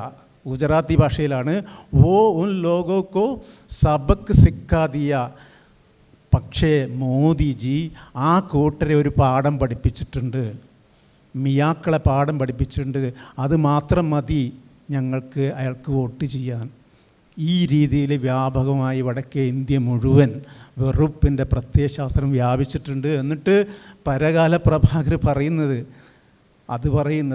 നിങ്ങൾക്കൊരു പക്ഷേ അടുത്ത ഇലക്ഷനിൽ മോദിയെ മാറ്റി നിർത്താൻ പറ്റിയെന്ന് വരും, മോദിക്കെതിരായിട്ട് വിജയം നേടാൻ പറ്റിയെന്ന് വരും. പക്ഷേ മോദിയുടെ കാലത്ത് ഇവിടെ പ്രചരിപ്പിക്കപ്പെട്ടിട്ടുള്ള, ഇവിടെ പടർത്തിയിട്ടുള്ള വിഷത്തിൽ നിന്നും ഇന്ത്യയെ മോചിപ്പിക്കാൻ നിങ്ങൾക്ക് 20 വർഷത്തെ നിരന്തരമായിട്ടുള്ള പ്രവർത്തനം ആവശ്യമായിട്ട് വരുമെന്ന് പറയുന്നത്. ഈ ഒരു പശ്ചാത്തലത്തിൽ വേണം നമ്മൾ ഈ ന്യൂനപക്ഷ അവകാശങ്ങളെക്കുറിച്ചും മറ്റുമൊക്കെ സംസാരിക്കാനെന്ന് മാത്രമാണ് പറയാനുള്ളത്. വലിയ വിദ്വേഷം നമ്മുടെ മാധ്യമങ്ങളിലൂടെയും പ്രചരിപ്പിക്കപ്പെടുന്നൊരു കാലമാണ്. ഡോക്ടർ സെബാസ്റ്റ്യൻ പോളും ഡോക്ടർ പി വി കൃഷ്ണൻ നായരും ശ്രീ അബ്ദുൾ റസാഖും ഒക്കെ വളരെ ആധികാരികമായി ഈ വിഷയങ്ങളെക്കുറിച്ച് ഇവിടെ പറഞ്ഞു കഴിഞ്ഞു. അധികാരത്തിലെ പങ്കാളിത്തം, അത് ന്യൂനപക്ഷങ്ങൾക്ക്, മതന്യൂനപക്ഷങ്ങളാവട്ടെ, സാമൂഹ്യ വിഭാഗങ്ങളിലെ ചെറു പക്ഷങ്ങളാവട്ടെ, ഇവരെല്ലാം അധികാരത്തിൽ നിന്ന് മെല്ലെ മെല്ലെ മാറ്റി നിർത്തുകയും ഈ മാറ്റി നിർത്തുന്നവരെ ഏറ്റവും വീരന്മാരായി വാഴ്ത്തുകയും ചെയ്തുകൊണ്ടിരിക്കുന്നു എന്നുള്ളതാണ് ഈ കാലഘട്ടത്തിൻ്റെ ഒരു പ്രത്യേകത. എങ്ങനെയാണ് പ്രതിരോധം സാധ്യമാവുന്നത്, എങ്ങനെയാണ് പ്രതിരോധ പ്രവർത്തനങ്ങൾ ഉണ്ടാവേണ്ടത് എന്നുള്ള കാര്യം കൂടി ഇനി ചർച്ച ചെയ്യേണ്ടതുണ്ട്. കൂട്ടത്തിൽ ഒരു കാര്യം പറയേണ്ടതുണ്ട്. കേരളം ഇപ്പോൾ മലയാളത്തിൽ പുസ്തകങ്ങളുടെ കുറവിനെക്കുറിച്ച് കൃഷ്ണൻ നായർ പറഞ്ഞു. പക്ഷെ ഒരു കാര്യത്തിൽ നമുക്ക് തീർച്ചയായും അഭിമാനിക്കാം എന്നാണ് എനിക്ക് തോന്നുന്നത്. വിദ്വേഷഭരിതമായിട്ടുള്ള ഈ പ്രത്യയശാസ്ത്രത്തെ ഒരു പരിധിവരെ പ്രതിരോധിക്കുന്നത് കേരളമാണ് എന്നുള്ള യാഥാർത്ഥ്യമാണ് അത് എത്ര കാലം എന്നതൊരു ചോദ്യമാണ്. പക്ഷേ എങ്കിൽ പോലും നിലവിലെ സാമൂഹ്യാവസ്ഥയിൽ ഇവിടെ കൂടിയിരുന്ന് നമുക്കിങ്ങനെ സംസാരിക്കാൻ കഴിയുന്നു. ഇപ്പോൾ ഇവിടെ ഈ 3 പണ്ഡിതന്മാരും ഇവിടെ പറഞ്ഞ കാര്യങ്ങൾ കേട്ടിരിക്കാൻ, അത് പറയാൻ അവർക്കുള്ളൊരു അന്തരീക്ഷം ഈ കേരളത്തിലുണ്ട് എന്നുള്ളതാണ് ഏറ്റവും പ്രധാനപ്പെട്ട ഒരു കാര്യം. ഇന്ത്യയിൽ മറ്റ് ഒരുപക്ഷെ വടക്കേ ഇന്ത്യൻ സംസ്ഥാനങ്ങളിൽ അത് ഇന്നത്തെ സാഹചര്യത്തിൽ എത്രത്തോളം സാധ്യമാണ് എന്നുള്ളത് വലിയ ഒരു ചോദ്യചിഹ്നമാണ്.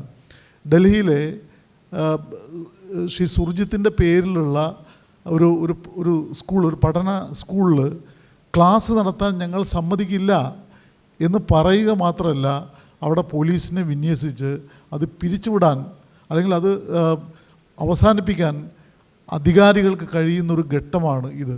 അപ്പോൾ വളരെ വലിയ തോതിലുള്ള കടന്നാക്രമണങ്ങൾ, ഈ ശരിയായ ആശയം, മാനവികത, മനുഷ്യസ്നേഹം ഒക്കെ പ്രചരിപ്പിക്കുന്നവർക്കെതിരെ ഉണ്ടായിക്കൊണ്ടിരിക്കുന്ന കാലത്ത് പ്രതിരോധം എങ്ങനെയാണ് സാധ്യമാകുന്നത് എന്ന് ഇനി ചുരുങ്ങിയ വാക്കുകളിൽ ഈ 3 പേരും സംസാരിക്കും. ഇപ്പോൾ 3:12 5 മിനിറ്റ് വീതം സംസാരിക്കാം.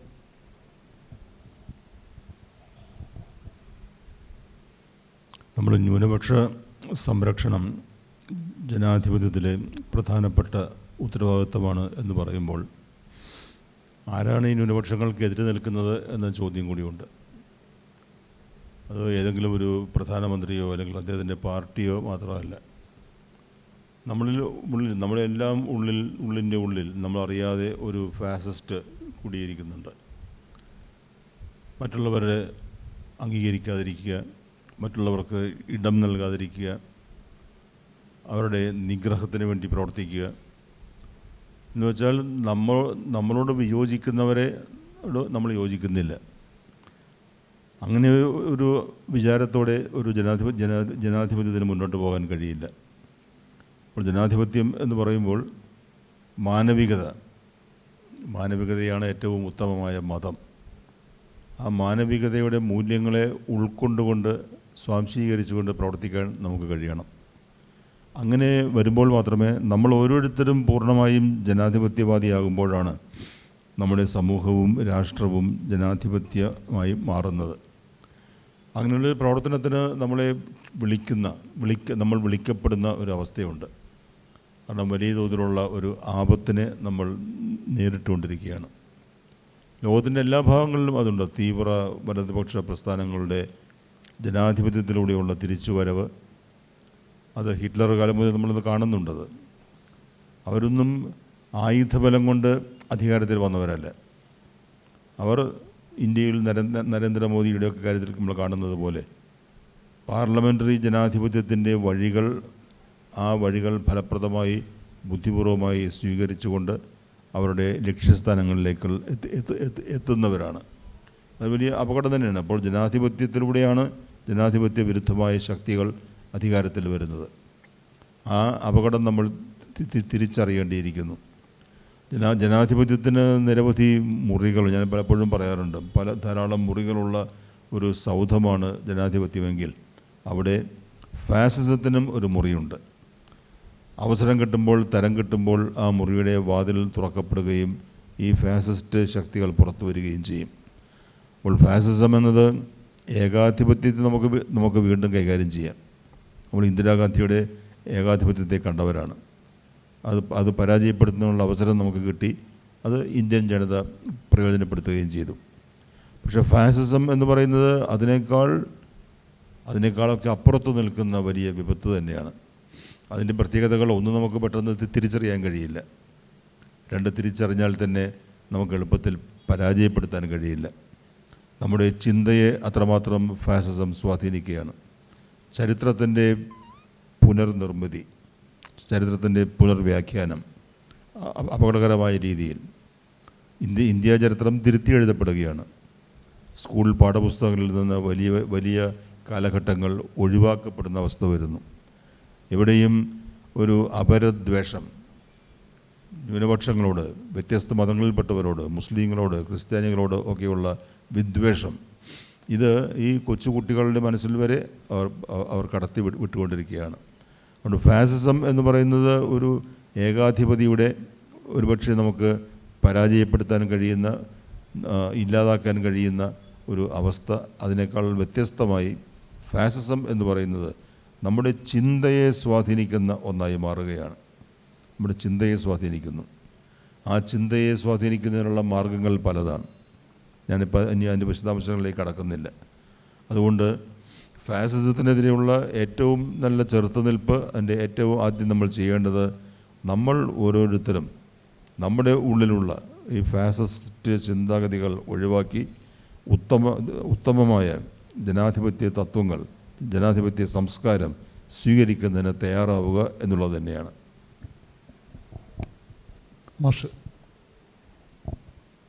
സ്വാതന്ത്ര്യവും ജനാധിപത്യവുമൊക്കെ മഹത്തായ ആദർശങ്ങളാണ്. അവയൊന്നും സ്വയമേവാഗതമാവുന്ന സിദ്ധികളല്ല. ബോധപൂർവമായ പരിശ്രമം, ബോധപൂർവമായ പ്രവർത്തനങ്ങൾ, ബോധപൂർവമായ പ്രതിരോധങ്ങൾ അവയെ ജാജ്വല്യമാനമാക്കി നിർത്താൻ അനിവാര്യമാണ്. Old order change giving place to new എന്ന് ടെന്നിസൺ പാടിയതുപോലെ ജനാധിപത്യ സങ്കല്പവും മാറി മാറി വരുന്നു. 20-ാം നൂറ്റാണ്ടിൽ ജനാധിപത്യത്തെ കൂടുതൽ വികസനവുമായി ബന്ധപ്പെടുത്തിയിരുന്നു. ഫ്രീഡം ആസ് ഡെവലപ്മെൻറ്റ് എന്ന അമർത്യസെൻ്റെ പുസ്തകം വായിച്ചവർക്കറിയാം വികസനവും ജനാധിപത്യവുമായുള്ള ബന്ധം. ഇന്ന് 21-ാം നൂറ്റാണ്ടിൽ ജനാധിപത്യത്തെ പറ്റി കാണുന്നത് സമത്വം, സഹിഷ്ണുത, സമന്വയം. ഇതാണ് ജനാധിപത്യത്തിൻ്റെ ഏറ്റവും ശ്രദ്ധേയമായ ഘടകങ്ങൾ എന്ന നിലയിലാണ് നമ്മൾ എത്തിയിരിക്കുന്നത്. അപ്പോഴാണ് എം ഗോവിന്ദൻ ചോദിച്ച പോലെ സ്വല്പം ചിന്തിച്ചാൽ എന്താ എന്ന മനോഭാവം നമുക്ക് വേണം. മലയാളി പലപ്പോഴും നാം പലപ്പോഴും ചിതലിന് പാട്ടം കൊടുക്കുന്നവരാണ്. നമുക്കാവശ്യമായ പ്രബുദ്ധതയില്ല.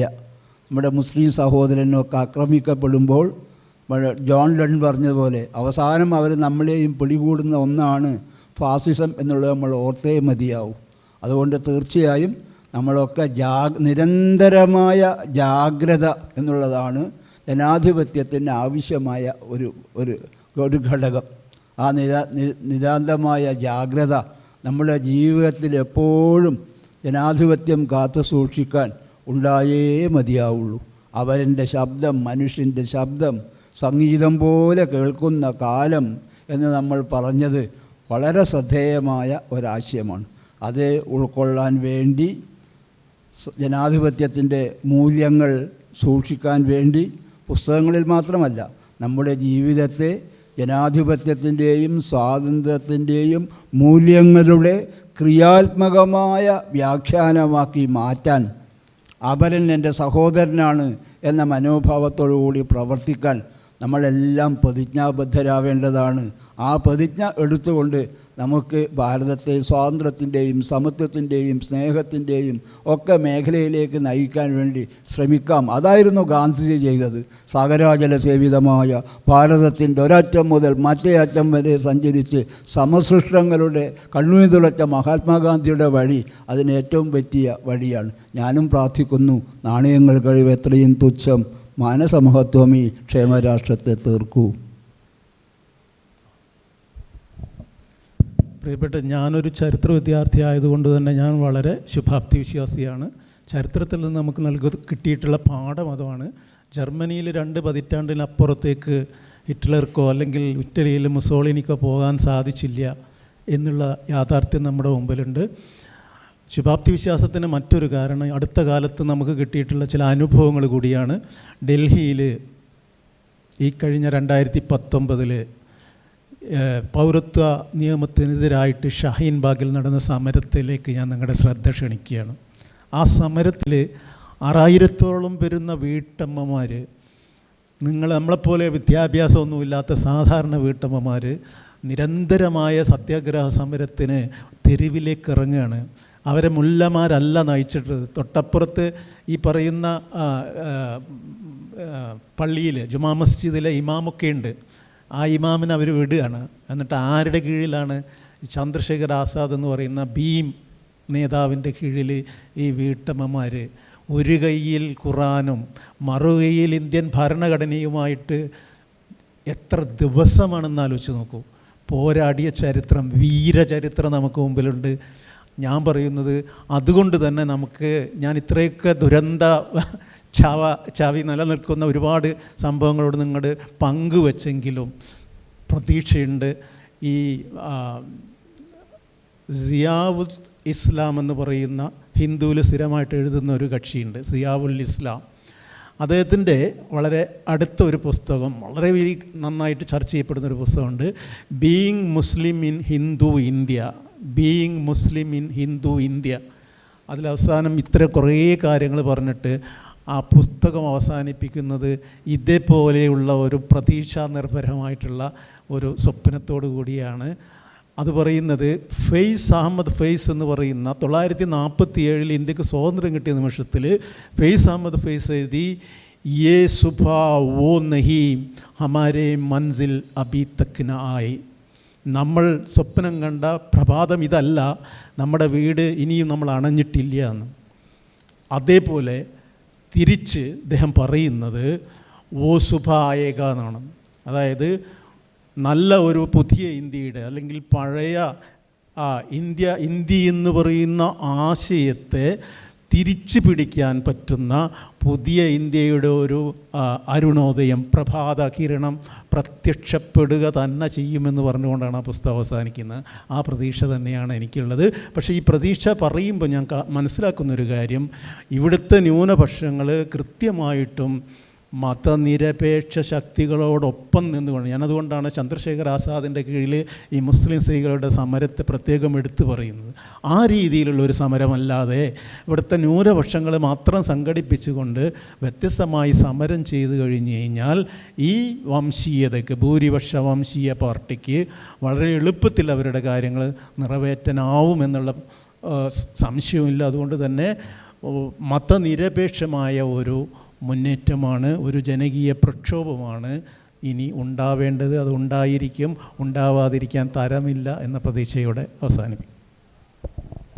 വളരെ അർത്ഥപൂർണമായ ഒരു ചർച്ചയാണ് ഇവിടെ നടന്നത്. നമ്മുടെ രാജ്യം നേരിടുന്ന വർത്തമാനകാല പ്രശ്നങ്ങളെക്കുറിച്ചെല്ലാം ഇവിടെ പറയുകയുണ്ടായി.